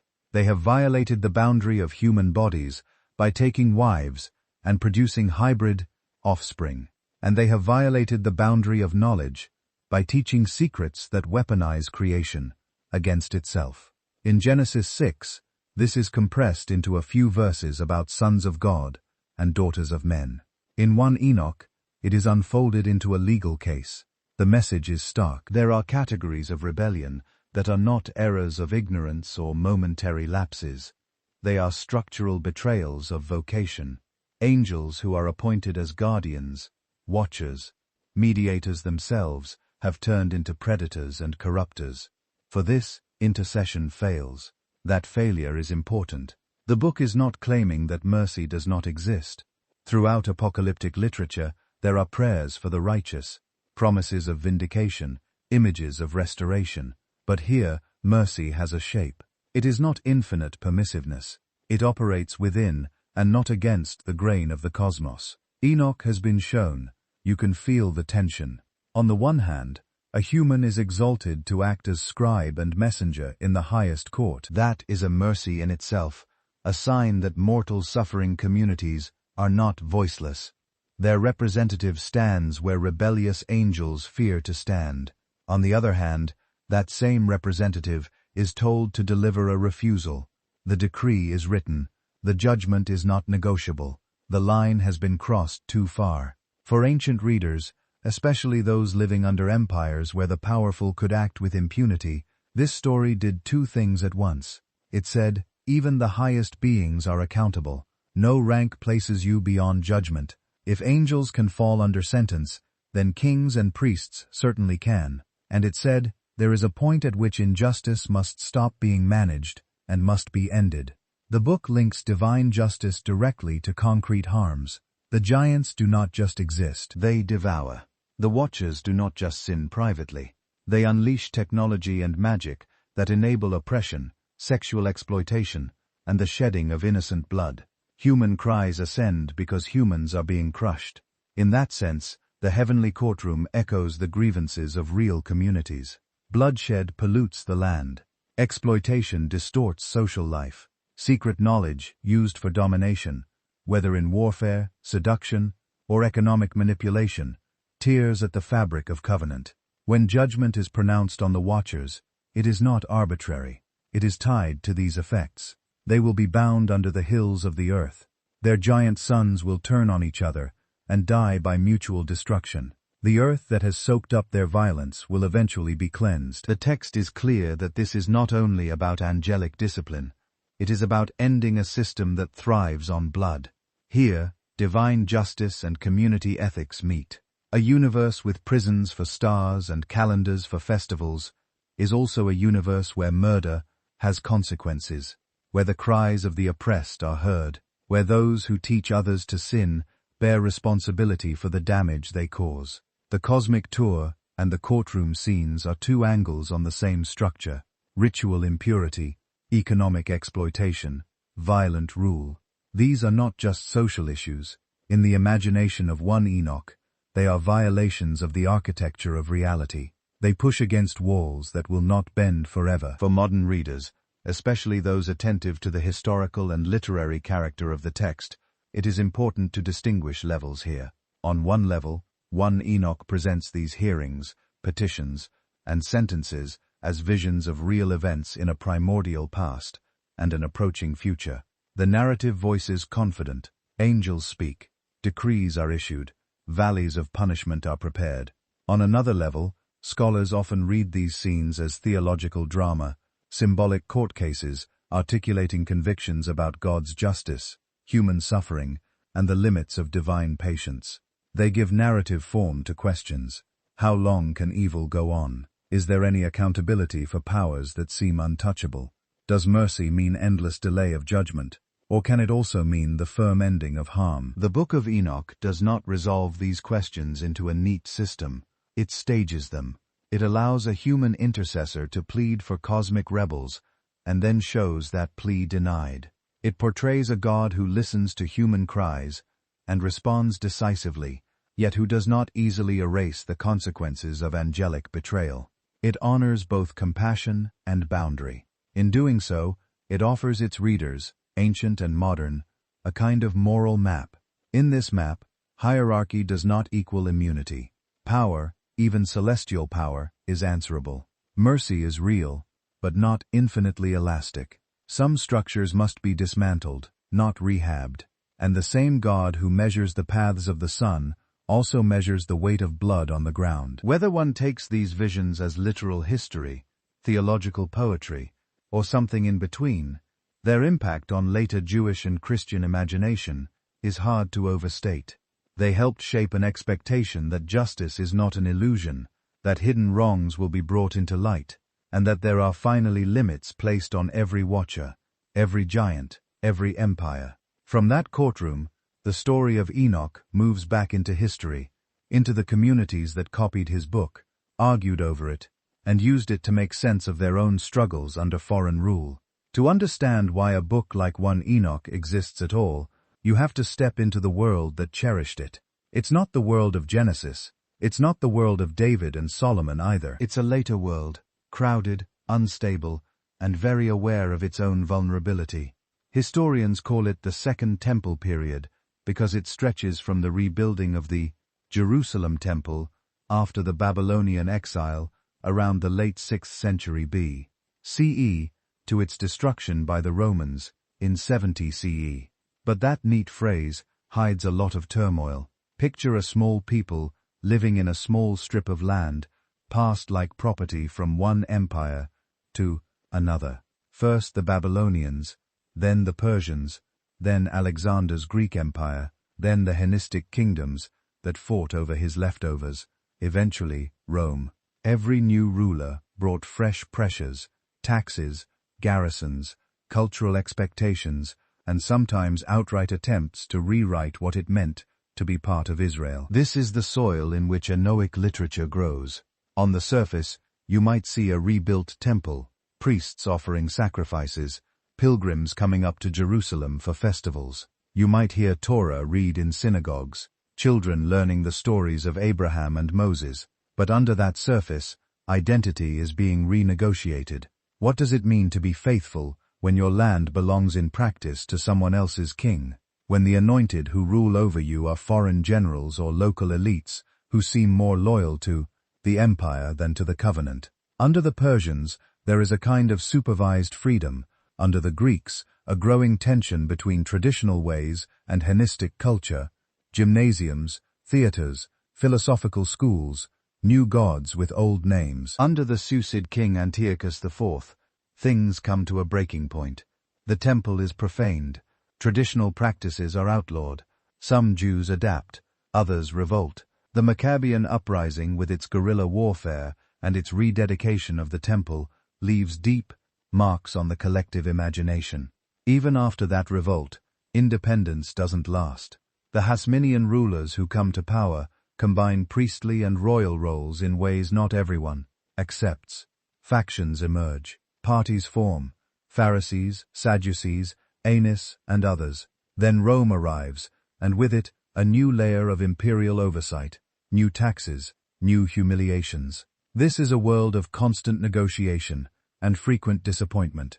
Promises in the scriptures speak of restoration, justice, a Davidic king, peace under God's rule. Lived reality is foreign troops, corrupt officials, and the sense that wickedness often prospers while the righteous are trampled. Under conditions like this, a certain kind of literature flourishes. We call it apocalyptic, but in its own time, it wasn't a genre label so much as a way of seeing. It takes the language of revelation, visions, angels, journeys into heaven, and uses it to say, what you see on the surface is not the whole story. In apocalyptic writings, the veil is drawn back. Human empires are exposed as beasts. History is laid out in symbolic sequences. Hidden causes of present suffering are revealed. Demons at work, rebellious angels, cosmic forces twisting human rulers into instruments of oppression. This is not escapism, it's a form of protest. If you cannot change the king in Jerusalem, or the governor in Caesarea, you can still insist that their power is temporary, that justice belongs to a higher court. You can imagine the universe is stacked against tyranny, even when your daily experience tells you that injustice wins. One Enoch belongs right in the center of this apocalyptic surge. Alongside Daniel, along with texts found at Qumran, and writings like Jubilees, it participates in a shared conversation about four big themes: purity, covenant, angelic and demonic powers, and the end of the age. Purity first. For many Second Temple Jews, holiness has become not just a temple concern, but a whole life project. Food, marriage, Sabbath, bodily states. These are ways of marking allegiance to God in a world that keeps trying to blur the lines. In Enoch, purity is pushed back even further into the deep past. The Watchers don't just lust or teach neutral skills, they contaminate. They bring in forms of knowledge and practice that stain human life. Sorcery, weaponized cosmetics, blood-soaked technologies. The world becomes ritually and morally polluted long before any Babylonian army ever marches. Covenant second. The ancient promise between God and Israel is being contested. Who really keeps it? Is it the priestly establishment in Jerusalem? Is it separatist groups in the desert? Is it those who adapt to Greek culture while observing basic laws, or those who refuse any compromise? Enoch reframes covenant on a cosmic scale. Humans are not the only covenant breakers. Angels had assignments too. They were supposed to watch, guard, mediate. They betray that calling. Their fall becomes part of the explanation for why covenant faithfulness is so hard on the ground. The deck, the text suggests, is stacked not just by human traitors, but by cosmic ones. Then comes angelology and demonology. By the Second Temple period, Jewish thought is increasingly populated with named angels, Michael, Gabriel, Raphael, and with more developed ideas of demonic forces. This is visible in Daniel, in the Dead Sea Scrolls, and later in the New Testament. Enoch pushes this into elaborate detail. Angels have ranks, tasks, territories. Some watch stars, others preside over winds, seasons, human destinies. The Watchers themselves are a particular order with a particular failure. Their offspring, the giants, become restless spirits after their deaths, roaming the earth, afflicting humans. In later Jewish and Christian thought, these restless spirits are one root of demon language, evil presences tied to an ancient catastrophe. Finally, eschatology, thinking about last things. Second Temple Jews do not all agree about how the story ends. Some expect a restored earthly kingdom, some imagine a transformed cosmos, some envision a righteous remnant preserved through catastrophe. The Book of Daniel offers one scheme. The Qumran community holds another. Later, Rabbitic and Christian writings will develop still more. Enoch adds its own layers. In its visions, history moves toward a decisive divine intervention. The Watchers abound. The giants are destroyed. The earth is renewed. The righteous dead are vindicated. Future generations will inherit a cleansed world, where the old contamination has been burned away. What makes one Enoch so valuable is not that it speaks with one unified Second Temple voice. There was no such single voice. The period is full of debate about law, temple, calendar, politics, and the meaning of suffering. Enoch disagrees with other texts at key points. Its calendar scheme clashes with the one used in Jerusalem. Its portraits of angels and cosmic geography are much more expansive than anything in the tomb, Torah. Its retelling of Genesis reshapes the brief note about sons of God into a sprawling indictment of heavenly rebellion. Yet it is also in conversation with its neighbors. Like Daniel, it uses visions to interpret empires. Like Jubilees, it rewrites early Genesis to make sense of present troubles. Like the Dead Sea Scrolls, it draws a sharp line between a polluted world order and a righteous community that must remain faithful under pressure. Read as a document of its time. 1 Enoch becomes a window not just into speculation about angels and giants, but into a community's struggle to hold on to moral clarity when power seems permanently misaligned. Instead of saying, "This is just the way the world is," the book insists that the world is out of joint. Violence, exploitation, and secret knowledge used to dominate are not normal. They are symptoms of a deeper betrayal that reaches back into the structure of creation itself. By turning that conviction into visions of metal mountains, star prisons, heavenly courts, and bound angels, the Enochic writers gave their readers something crucial, a way to imagine resistance. Empires might claim to be eternal. The book says they are temporary. Priests might act as if they stand between God and the people. The book shows a scribe from before the flood, walking into heaven with a complaint. Human rulers might seem untouchable. The book reminds you that even the Watchers were arraigned and sentenced. In that sense, Enoch is a moral protest in narrative form. It refuses to accept that injustice is just the way things are. It anchors outrage in a cosmic story, and then dares to say that the present order, for all its apparent stability, is already under judgment. From here, the question becomes, if this book spoke so powerfully to communities under pressure, why did it eventually vanish from most Jewish and Christian Bibles? To trace that disappearance, we have to watch Enoch leave the caves and shelves of Second Temple, scribes, and reappear in a very different place, inside jars of crumbling parchment on the shores of the Dead Sea.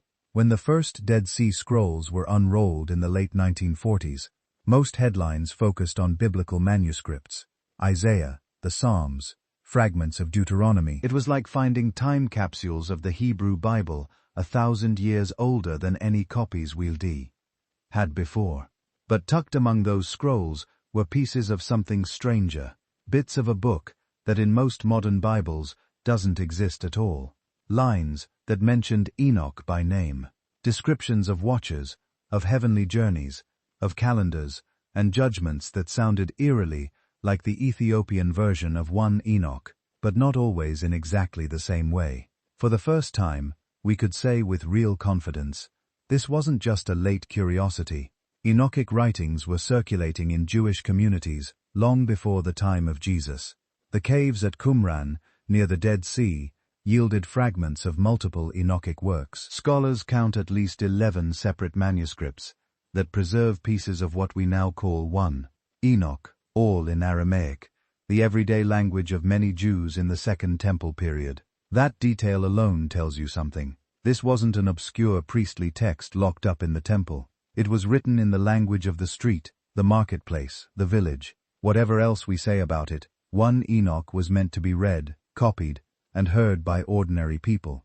The dating of those fragments pushes Enochic material back into the 3rd and 2nd centuries BCE, maybe earlier.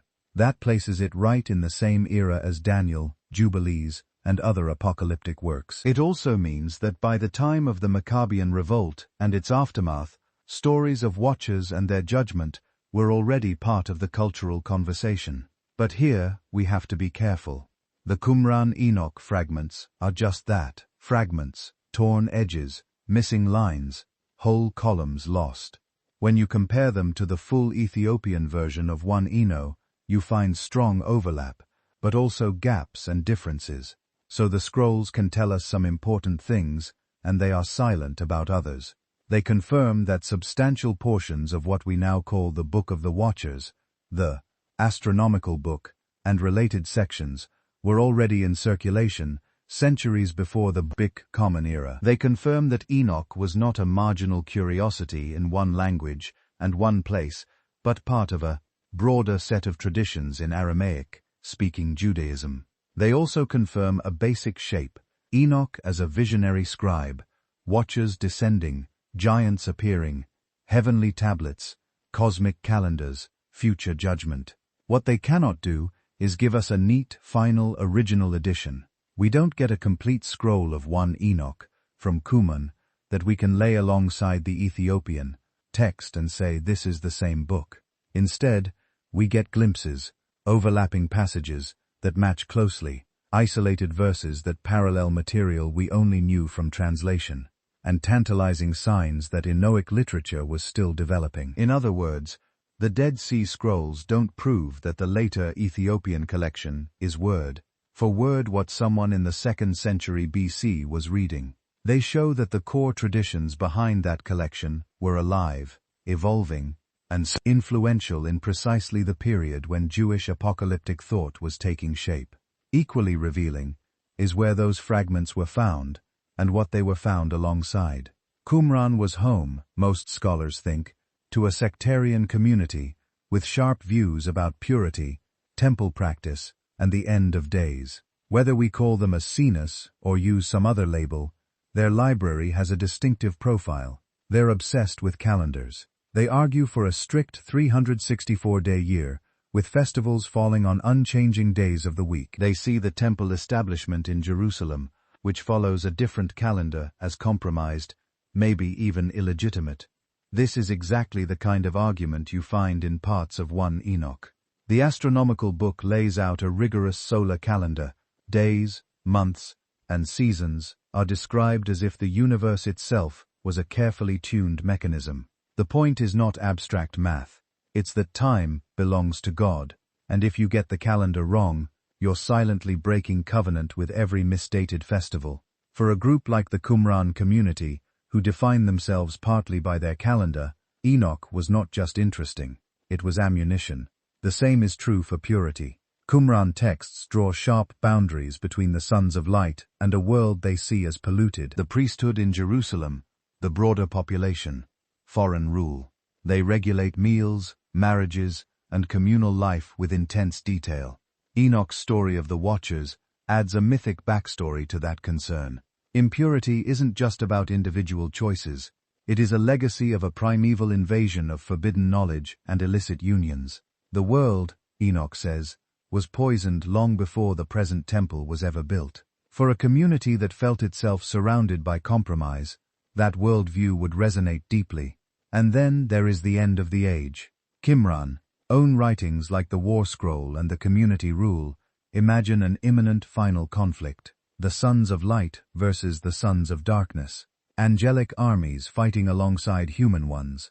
A purged creation where only the righteous remain. Enoch's visions of judgment, cosmic upheaval, and a renewed earth slot neatly into that expectation. The language is not identical, but the architecture of hope is similar. Present suffering is framed as the prelude to a decisive divine intervention.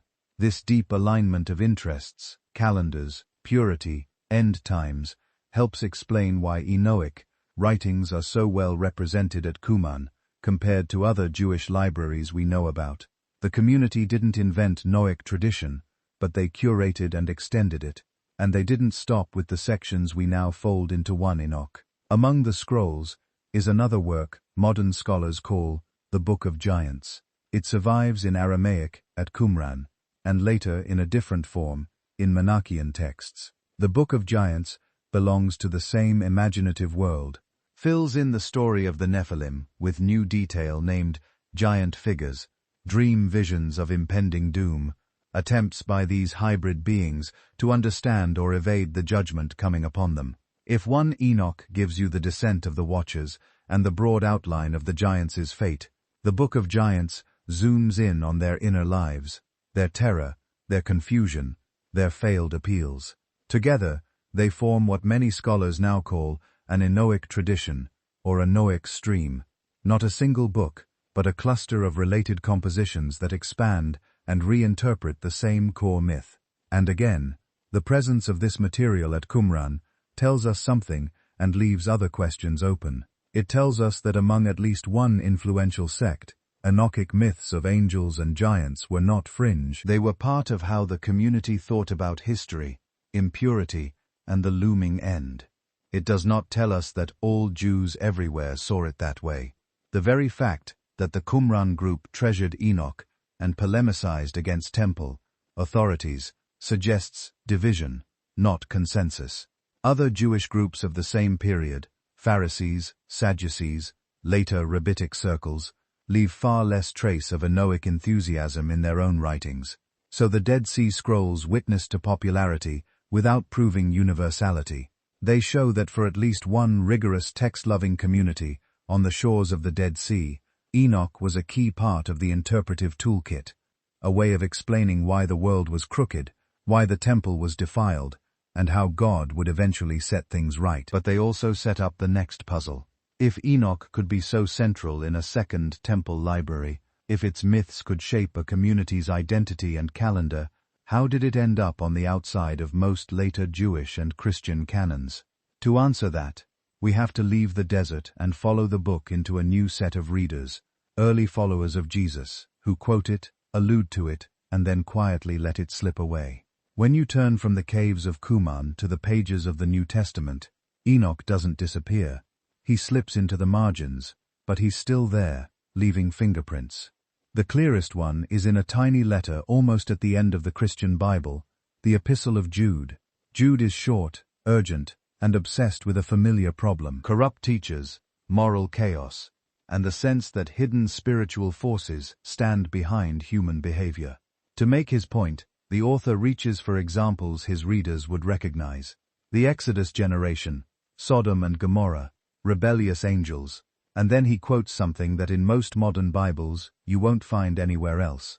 Enoch the seventh from Adam prophesied about these people, Jude says.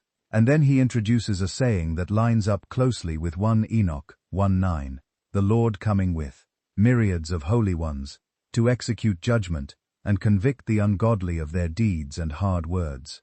This is not a vague echo, it's a direct citation, introduced with a kind of formula, usually reserved for scripture. For at least this one early Christian author, a line from an Enochic apocalypse was good enough to explain what God was about to do in his own time. But even here, we have to be careful. Jude never tells us he was quoting a bound volume labeled the Book of Enoch, the way we think of it now. He cites a known Enochic prophecy. That could mean he knew a written text, very much like 1 Enoch.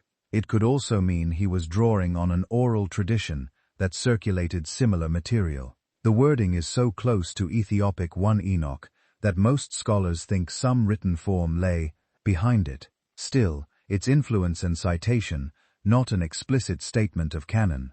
Jude isn't alone. The first letter of Peter, and especially 2 Peter, move in a world that feels very Enochic. 2 Peter talks about angels who sinned, being cast into gloomy chains of darkness until judgment. The exact language differs, but the sequence, rebellious angels, Noah's flood, cities destroyed, is the same chain of examples you get in Enochic retellings of Genesis 6. The focus on corrupt teachers, greed, and sexual immorality as symptoms of deeper cosmic disorder is also familiar. The Book of Revelation, with its cascades of angels, sealed books, and visions of judgment, has often been read alongside 1 Enoch.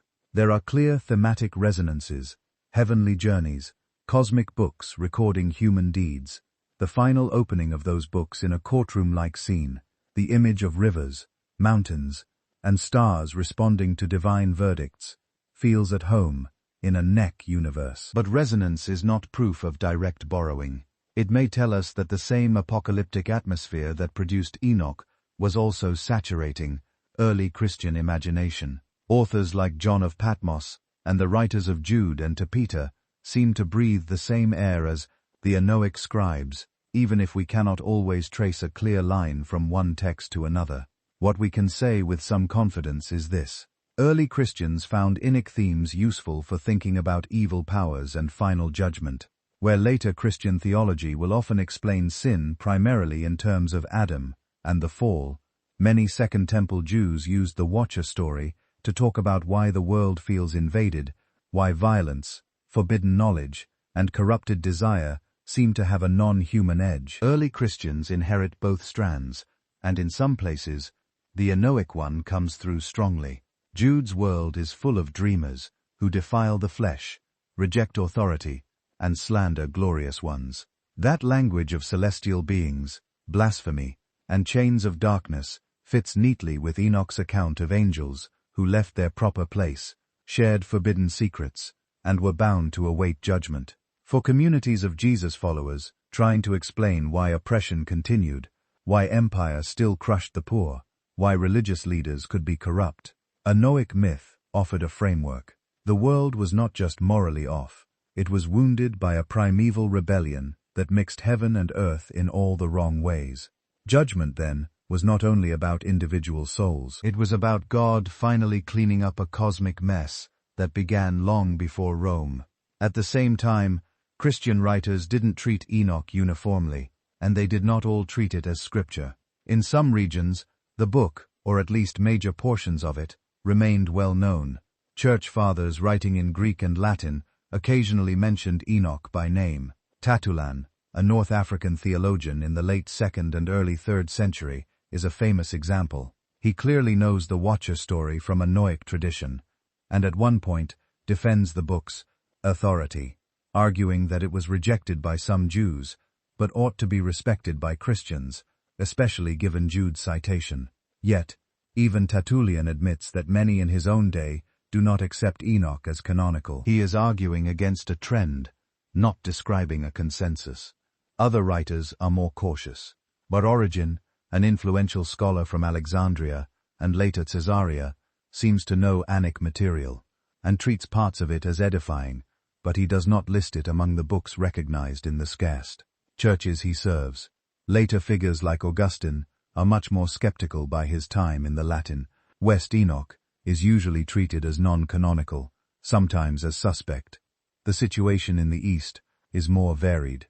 Greeks-speaking Christians around Palestine and Syria lived in closer proximity to the same Aramaic and Hebrew traditions that had nourished Enochic literature. Allusions to Enochic ideas, watchers, heavenly tablets, elaborate angelologies show up in some early Christian apocrypha and in writers like the author of the Epistle of Barnabas or the Shepherd of Hermas, both influential in some churches, but never fully canonized. But influence does not necessarily equal endorsement as scripture.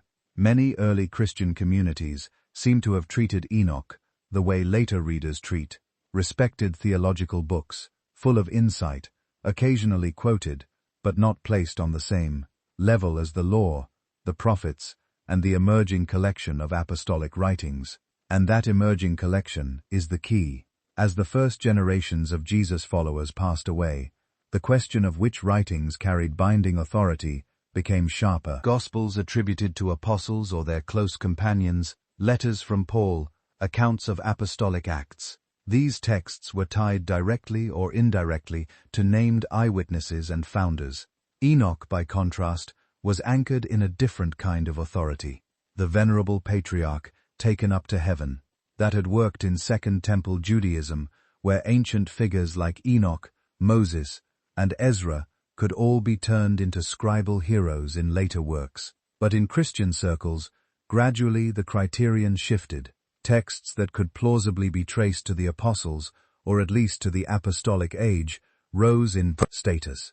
Texts whose origins were more opaque, or which came through Jewish circles, that Christians increasingly saw as other, began to lose ground. This did not happen overnight, and it did not happen everywhere at the same pace.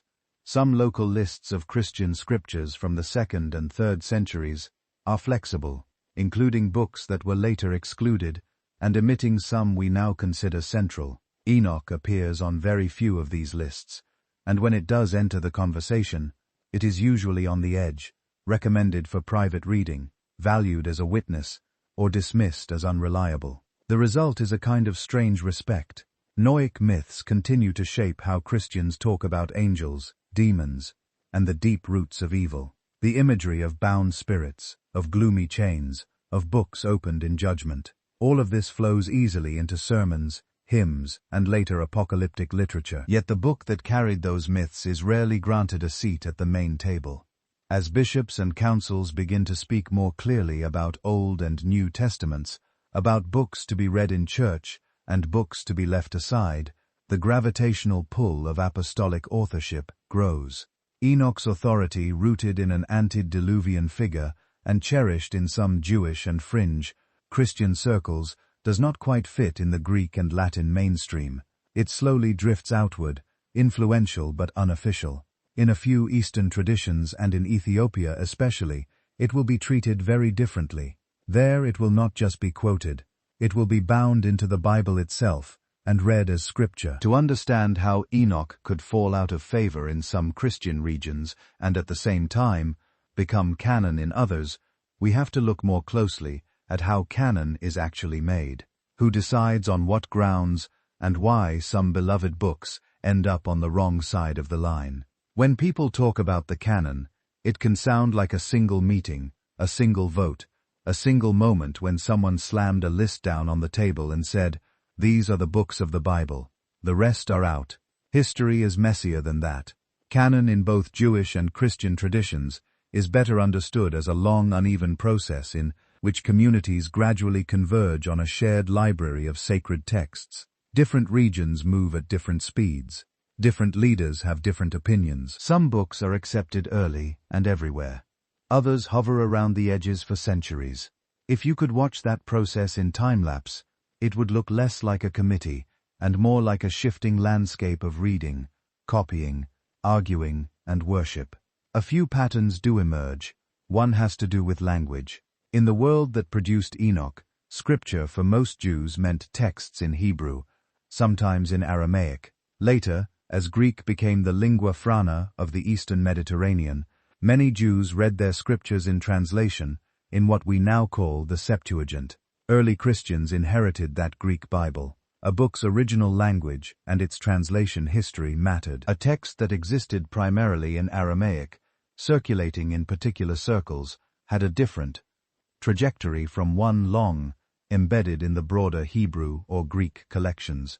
Enoch seems to have begun in Aramaic, with fragments of multiple Enochic books found at Qumran.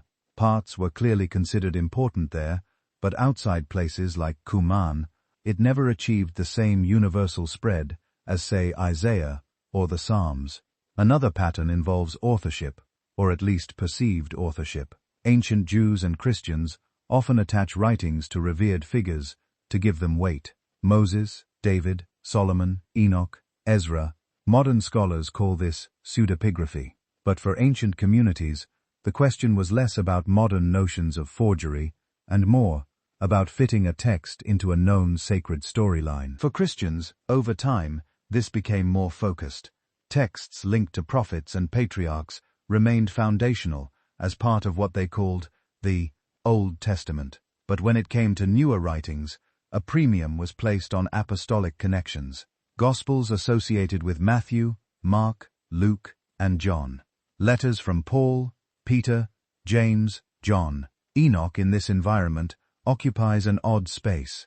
It claims the authority of a primeval patriarch, the seventh from Adam. That made sense in a Second Temple Jewish world filled with visionary literature anchored in ancient heroes. But it did not fit as neatly into a Christian canon that was gradually organizing itself around the law and prophets on one side and apostles on the other. Then there is liturgical use. Books that were read aloud in synagogue or in church week after week naturally gained a kind of practical authority. They shaped prayers, songs, and the shared imagination of worship. Over time, people began to ask, which writings may we read publicly as scripture, and which should be reserved for private devotional study? If a text was rarely available or mostly confined to particular groups, it had fewer opportunities to become part of that common liturgical rhythm. Enoch seems to have had a strong presence in some Second Temple Jewish circles, like the Qumran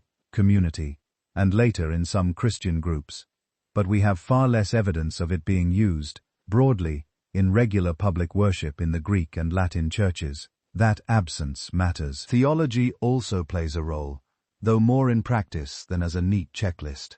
Communities tended to favor books that could be harmonized with what they already believed about God, the world, and themselves. This didn't mean every text had to sound the same. The Bible is full of internal conversations and tensions, but writings that seem too far off the theological center of gravity, or too easily misused, raised questions. The Enochic picture of angels, giants, and forbidden knowledge was powerful and compelling, but not always easy to integrate. Some Jewish teachers were wary of the way the Watcher's myth explained evil. If too much blame was placed on rebellious angels and their corrupting teachings, what happened to human responsibility and the central story of Adam, Eve, and the garden? Some Christian thinkers later had similar concerns. They might appreciate Enoch's emphasis on judgment and justice, while hesitating over its elaborate angelic hierarchies and speculative cosmology. Antiquity and continuity mattered too. Books that could be traced even loosely to a long-standing tradition, recited, copied, and commented on over generations, carried more weight than texts that seemed to appear suddenly or only in isolated communities. Canon was not only about being old, it was about being old and widely recognized. This is where practical issues like transmission and availability quietly shape the outcome. Scrolls wear out. Manuscripts are lost in wars, fires, or simple neglect. A book that is copied often, translated into multiple languages, and held in many different regions is more likely to survive and to be treated as essential. A text preserved in a few monasteries or tight-knit sectarian groups lives a more fragile existence. The Enochic corpus, once vibrant in some Second Temple settings, did not maintain broad transmission in most Jewish communities after the 1st century. As Rabbinic Judaism consolidated around the Torah, prophets, and writings, Enochic works largely fell outside the emerging norm. Christians, for a time, kept some of those traditions alive. But as their own boundaries hardened between what counted as Old Testament, what counted as apostolic testimony, and what was simply useful reading, Enoch often landed in that last category, if it was known at all. All of this helps explain a paradox. Enoch could be deeply valued, widely influential, and still not end up inside the final canonical lists of many churches and synagogues. It influenced how people imagined the fall of angels, the origin of demons, the architecture of heaven, the last judgment. It gave Jude a line to quote, shaped how some Christians read Genesis 6 and colored sermons for centuries. Yet when leaders needed clear boundaries, books to be copied at all cost, to be read in every church, to define doctrine, Enoch hovered near the edge, not rejected everywhere, not embraced everywhere, not lost, but not central. Canonical boundaries are in the end community boundaries. They tell you which voices a tradition chooses to give its highest binding authority. Those choices are driven by theology, yes, but also by language, geography, politics, and sheer happenstance. Enoch simply walked a path that in most Jewish and Christian settings ended slightly outside the fence, respectable in some quarters, suspect in others, fading in the West, surviving in translation in one remarkable corner of the Christian world. There in the highlands of Ethiopia with a different language, a different transmission history, and a different sense of what belonged in Scripture, the story took another turn. Enoch did not remain marginal. It became Bible. To understand how that happened, you have to shift your mental map.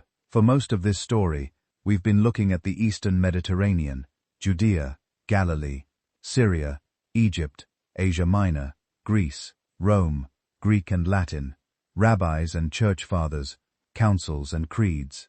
But early Christianity spread further and faster than that map suggests. It moved south along trade routes into the Red Sea, down the Nile, across the highlands of the Horn of Africa. There, in a kingdom called Aksum, Christianity took root early, and it grew in its own soil. By the 4th century, Aksum was a Christian empire. It minted coins with crosses, sent missionaries, corresponded with other churches. But it was never just a branch office of Rome or Constantinople. It had its own language, its own liturgy, its own rhythms of fasting and feasting and eventually its own way of drawing the lines of Scripture. This is where Enoch's story changes. Remember that Enoch's earliest versions were most likely composed in Aramaic. Those Aramaic pieces were copied by groups like the Qumran community. Some parts were translated into Greek. A few fragments made their way into Latin. But as the Western and Eastern churches gradually coalesced around their own Old Testament lists, Enoch slipped to the margins. Copies stopped being made. Scrolls wore out. In Ethiopia, by contrast, certain Jewish and Christian texts were entering a different stream. Sometime in the early centuries of the Common Era, probably between the 4th and 6th centuries, a cluster of Jewish writings preserved in Greek began to be translated into Ge'ez. Enoch was one of them. So were Jubilees and other works modern scholars called pseudepigrapha, writings attributed to ancient figures like Enoch or Ezra, but composed much later. The details of this translation movement are still debated. The translators don't sign their work. We reconstruct the process from the texts themselves, from hints and copophons, from patterns of vocabulary, but the broad outline is clear enough. Greek-speaking Christians, probably connected to Egyptian or Syrian churches, brought their books south along the trade routes. Ethiopian Christians, already developing a written Christian culture in Ge'ez, began to render those books into their own tongue. Not just the Gospels and Paul, not just the Law and Prophets, a wider library. Enoch, in this context, was not a fringe oddity. It was one of the books that came bundled with a certain version of the Christian Bible, a collection that in some Greek circles was still a bit more porous, still carrying traces of Second Temple Jewish literature that would later be trimmed away elsewhere. Once Enoch entered Ge'ez, its fortunes reversed. In the Greek and Latin worlds, the text gradually faded. Quotations stopped. References became second-hand memories. By the medieval period, many church leaders in Europe knew of Enoch only through Jude's brief citation and a handful of patristic comments.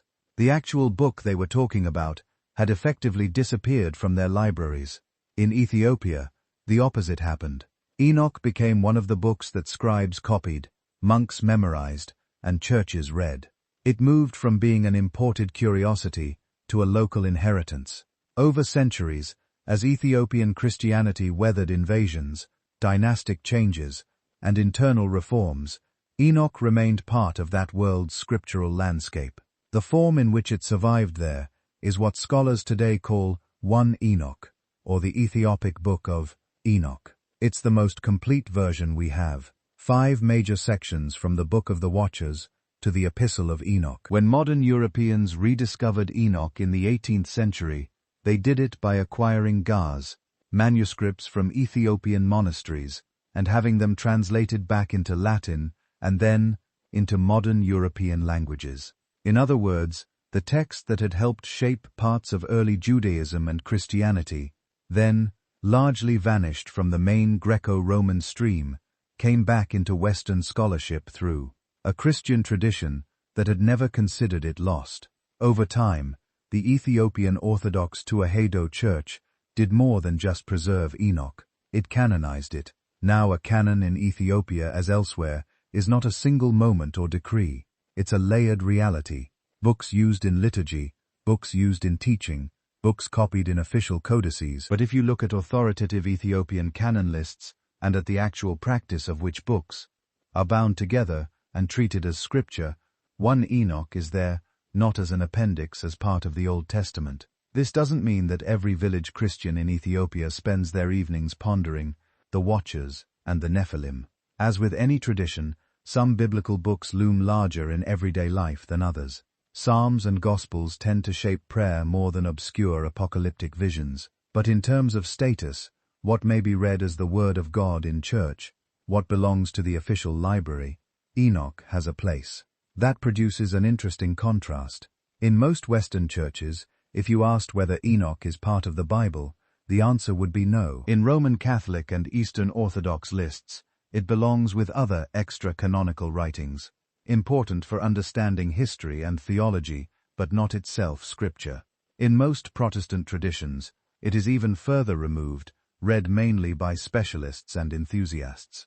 In Ethiopian Orthodoxy, if you posed the same question, The answer would be yes.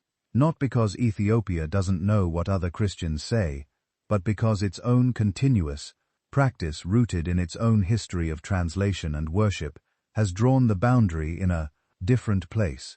This is a reminder that there is no single universal Christian canon that has always existed in exactly the same form. There is a family resemblance of canons with a large overlapping core: Genesis, Isaiah, the Gospels, Paul, and then a ring of books that move in and out at the edges, depending on language, geography, and historical path. Some communities include Tobit, Sirach, and Wisdom of Solomon as scripture. Others place them in a secondary category. Some count the Maccabean books. Others treat them as historical supplements. Ethiopia includes works like Enoch and Jubilees that most other churches left outside. These differences can feel destabilizing if you imagine canon as a single fixed list dropped from heaven. They make more sense if you see canon as that slow, uneven process we talked about. Communities reading, praying, arguing, and choosing which voices will define their shared story. The temptation when facing competing canons is to start ranking to say this one is right, the others are mistakes. From the inside of any tradition, people will of course have convictions about that. The Ethiopian Church believes its canon is the proper one.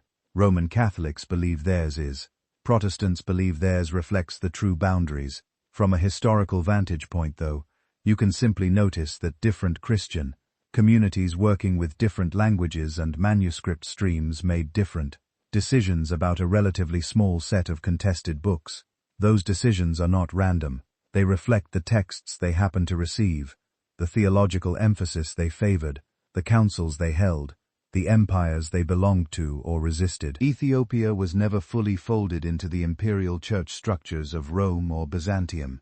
It maintained its own line of bishops, its own liturgical language, its own scribal culture high in the mountains, often physically and politically removed from Mediterranean storms. That semi-independence made it almost by accident a repository for certain ancient works that vanished elsewhere. Enoch's survival there is part of that broader pattern. In the West, the book's vivid portrayal of watchers, giants, and forbidden knowledge made it influential, then suspicious, then expendable. It lingered in quotations, then fell into silence.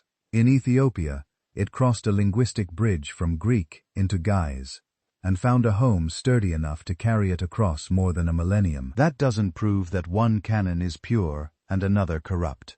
It shows how fragile texts can be and how much their destiny depends on very human factors. Which scrolls board which ships, which monasteries survive, which invasions, which languages become liturgical standards, and which communities decide in the long run that certain writings sound like the voice of Scripture. Enoch, because of Ethiopia, is not just a ghost in footnotes. It is a living book in a living church, read as part of the same Scripture that tells of Noah, Abraham, and Christ. At the same time, in most other Christian traditions, it remains on the outside looking in, influential, intriguing, but not canonical. That tension brings us back to the central mystery of this whole story. A text can be foundational in one ancient Jewish community, quoted by a New Testament writer, revered as scripture in one branch of Christianity, and yet omitted from the Bibles most people in the world carry today. Its angels and giants can shape how generations imagined evil and rebellion, even as its name disappears from official lists. What does that kind of survival, partial and uneven, tell us about the humans who copied, canonized, and occasionally sidelined it? And what does the content of Enoch itself reveal about the way ancient people tried to make sense of sin, violence, and the unseen powers they believed moved behind history? To answer that, we have to look not just at where Enoch was shelved, but at what it actually says about evil, and why its explanation proved both captivating and controversial. When modern scholars read Enoch, many of them see less a handbook of secret angelology, and more a kind of mythic theology of evil. Not theology in the sense of neat doctrines and tidy definitions, mythic theology in the sense of a story that tries to answer a question people always end up asking when the world feels unjust. How did things get this bad? In the Hebrew Bible, the answer is scattered. Some of the blame falls on humans, Adam and Eve, Cain, the builders of Babel. Some falls on mysterious figures like the serpent, or on unnamed sons of God in Genesis 6. But the text is sparing with details. It gestures at a deeper story, and then moves on. Enoch, especially in the Book of the Watchers, leans into that gap. One line of interpretation calls this a mythic theodicy. Theodicy is the attempt to justify the ways of God in a world that looks full of failure. Why is there so much violence, so much corruption, when God is supposed to be just? Enoch's answer is not a philosophical essay. It's a narrative. In that narrative, evil is not simply a matter of humans occasionally making bad choices. It is a structural problem, the result of a cosmic breakdown. Heavenly beings appointed as watchers abandon their place. They descend, cross a boundary they were never meant to cross, and bind themselves to human women. Their offspring become giants who devastate the earth. Their teachings, warfare, weapon-making, sorcery, cosmetics, astrology spread like a toxin through human society. The world drowns in blood, not just because humans are weak, but because powers that should have guarded creation have corrupted it from above. For many scholars, this is Enoch's most striking move. It relocates much of the blame for the state of the world away from ordinary humans and onto a rebellion in the spiritual realm. Sin is no longer just disobedience in a garden. It is a chain reaction that begins in heaven and cascades down through angels, giants, and finally, to human culture. But that doesn't mean humans are innocent in Enoch. The book never says it's all the angels' fault. Nothing to see here. Instead, it paints a more complicated picture of shared responsibility. This is where the theme of boundary violation becomes crucial. In Genesis 1, creation is all about boundaries, light and dark, sea and land, heaven and earth. Each domain has its place. Enoch takes that architecture of separation and turns it into a moral map. Angels have their own sphere, humans have theirs. When the Watchers decide to abandon their proper dwelling, as later writers will put it, they're not just breaking a rule, they are overturning the structure that keeps the world ordered. Scholars sometimes describe this as an anxiety about mixing categories, the pure with the impure, heaven with earth, human bodies with angelic power. The Watcher's sin is not simply lust, it is transgression in the most literal sense, stepping across a line that defines what kind of being you are. And once that line is crossed, it can't be cleanly uncrossed.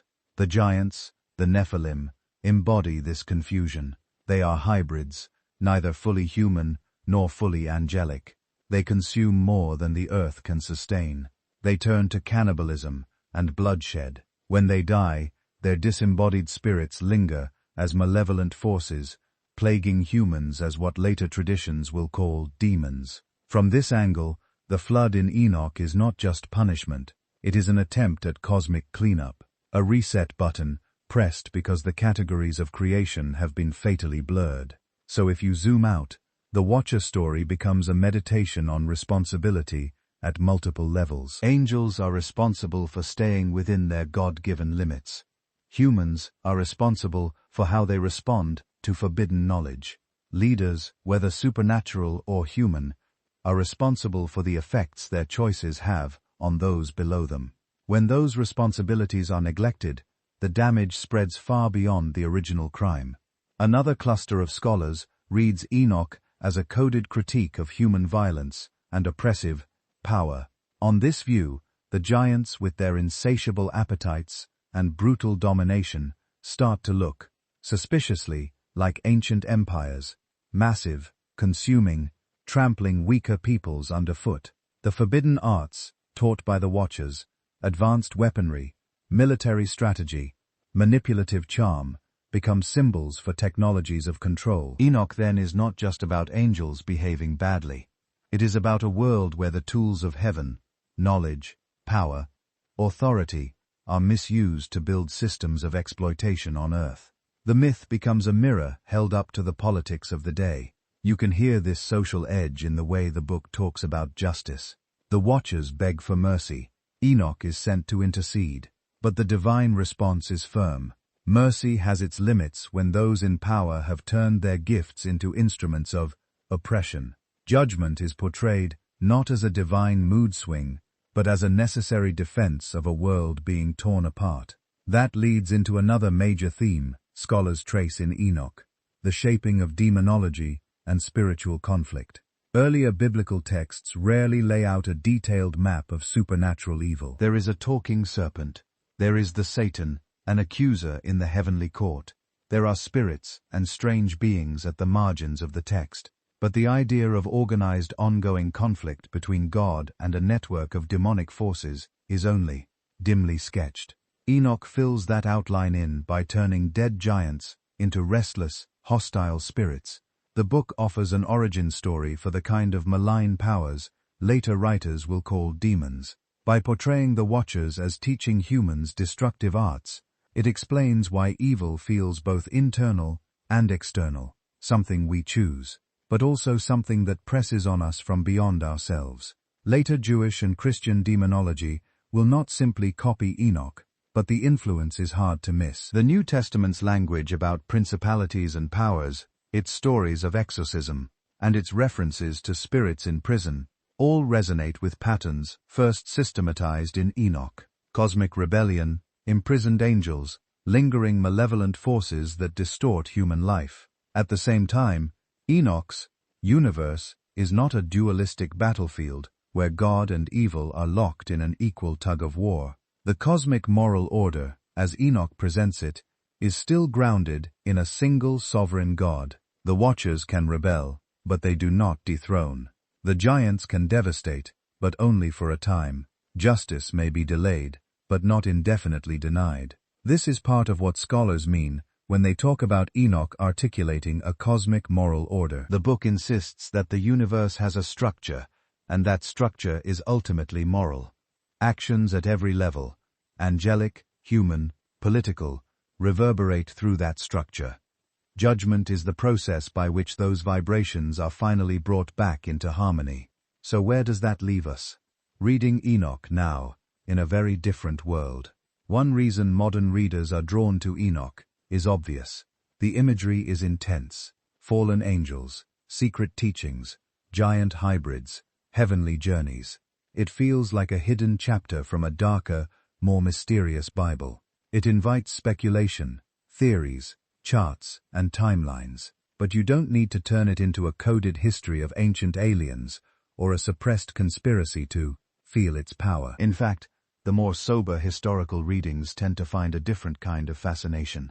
At its core, Enoch is wrestling with questions that remain familiar. Why do those with power so often misuse it? Why does violence feel baked into the structures of society, not just into individual hearts? Why does knowledge that could heal sometimes end up wounding? Instead, the Watcher story, read with historical care, becomes less a catalogue of sensational secrets and more an ancient attempt to describe how evil seeps from the top down and the bottom up at once. How systems go wrong, how boundaries meant to protect life become points of rupture. And then there are the open questions, the ones that scholars debate, and that the text itself leaves partially unresolved. If angels can fall this far, what does that imply about the stability of the cosmic order? If so much damage can be traced to heavenly rebellion, how much responsibility still rests on human shoulders? If Enoch's explanation of evil was compelling enough to shape parts of early Judaism and Christianity, why did so many later communities decide they could live without this story in their official scriptures? Those questions carry us to the threshold of the last piece of this puzzle, not just what Enoch says about evil and rebellion, but why a book that once framed those questions so vividly ended up outside most canons, even as its shadows lingered inside. So we end up with something that feels almost paradoxical. For a few centuries around the time of Jesus, Enoch was everywhere. It shaped how many Jews imagined angels, judgment, and the origins of evil. It shows up in the Dead Sea Scrolls. It echoes in early Christian sermons and letters. Its language slips quietly into the New Testament. And yet, when most Jewish and Christian communities finally drew hard lines around their scriptures, Enoch was on the outside. Part of that comes down to authorship. No serious ancient reader thought Enoch literally sat down with pen and ink before the flood. They understood the name as a way of framing the book, not a modern claim of historical authorship. But as debates about authority sharpened, that gap mattered more. A book that openly speaks from the voice of a pre-flood patriarch could be cherished as edifying, yet still feel too distant, too legendary, to sit alongside the Torah or the Gospels. Then there is the question of theological fit. Enoch turns Genesis 6's sons of God into a dense architecture of angelic rebellion, heavenly courts, and cosmic timelines. For many Second Temple writers, that made sense. It offered a way to connect the scattered hints of the Hebrew Bible into a single sweeping story. But once Rabbinic Judaism and mainstream Christianity began consolidating their own theological maps, that same richness could look like a problem. Enoch's detailed angelic hierarchies, giant lineages, and apocalyptic schedules risked competing with emerging doctrinal frameworks. It raised as many questions as it answered. Transmission played its part too. Enoch circulated widely in Aramaic and Greek, but as community shifted toward Hebrew on one side and Latin on the other, the text's footing became less secure. It never established a universal liturgical presence across all major centers. Instead, it traveled along particular routes attached to particular groups. Where those communities lost influence, Enoch's status dimmed. Competing authorities added another layer. By the late 1st and early 2nd centuries, multiple books were offering grand visions of heaven, judgment, and cosmic order. Daniel, 4 Ezra to Baruch, Revelation, and more. Communities did not need all of them to make sense of their world. They chose a few to carry the symbolic load. Enoch, for many, remained in the background as a respected ancestor, rather than a governing voice. And yet, even from outside the canon, it still changes how Genesis 6 looks when you go back and read it. Without Enoch, the Sons of God episode is a brief haunting fragment. Powerful beings, mysterious unions, giants on the earth, and then the flood, all in a few verses. With Enoch in mind, even if you treat it only as an ancient commentary, that fragment becomes a doorway into a whole landscape of Second Temple imagination. You begin to see how one tiny line in Genesis could generate a vast story about watchers, forbidden knowledge, and judgment delayed but not denied. You notice how later apocalyptic texts echo its patterns: heavenly journeys, books of deeds, sealed fates, yet also intercession and mercy. You start to realize that when early Jews and Christians spoke about demons, imprisoned spirits, or a coming Son of Man, many of them were hearing Enoch, even if they never said his name. You do not have to believe Enoch is literally describing the architecture of the cosmos, or that its timelines correspond to our future, to let it do its work as a window into how ancient communities wrestled with evil, injustice, and hope. It remains remarkably sharp.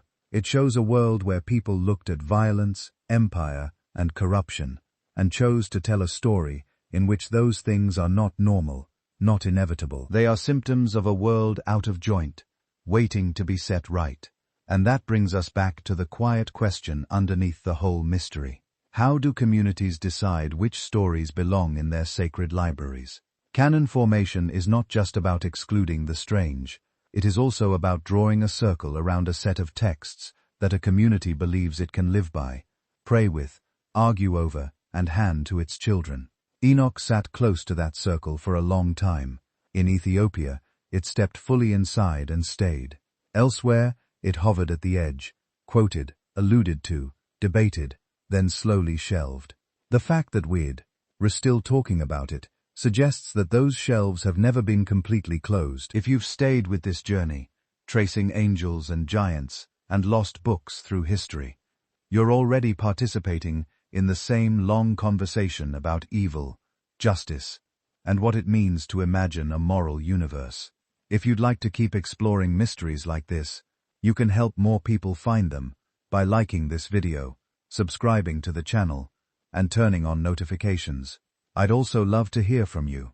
Tell me in the comments where you lunchtonen from and how you first heard about the Book of Enoch. Different places, different traditions, often carry very different memories of this text. Wherever you are, and whatever you make of Enoch's visions, the questions it raises about power, boundaries, and hope beyond judgment are still with us. The book may stand outside most official canons, but its shadow is woven into the stories that remain, inviting us to read them and our own world with just a little more attention.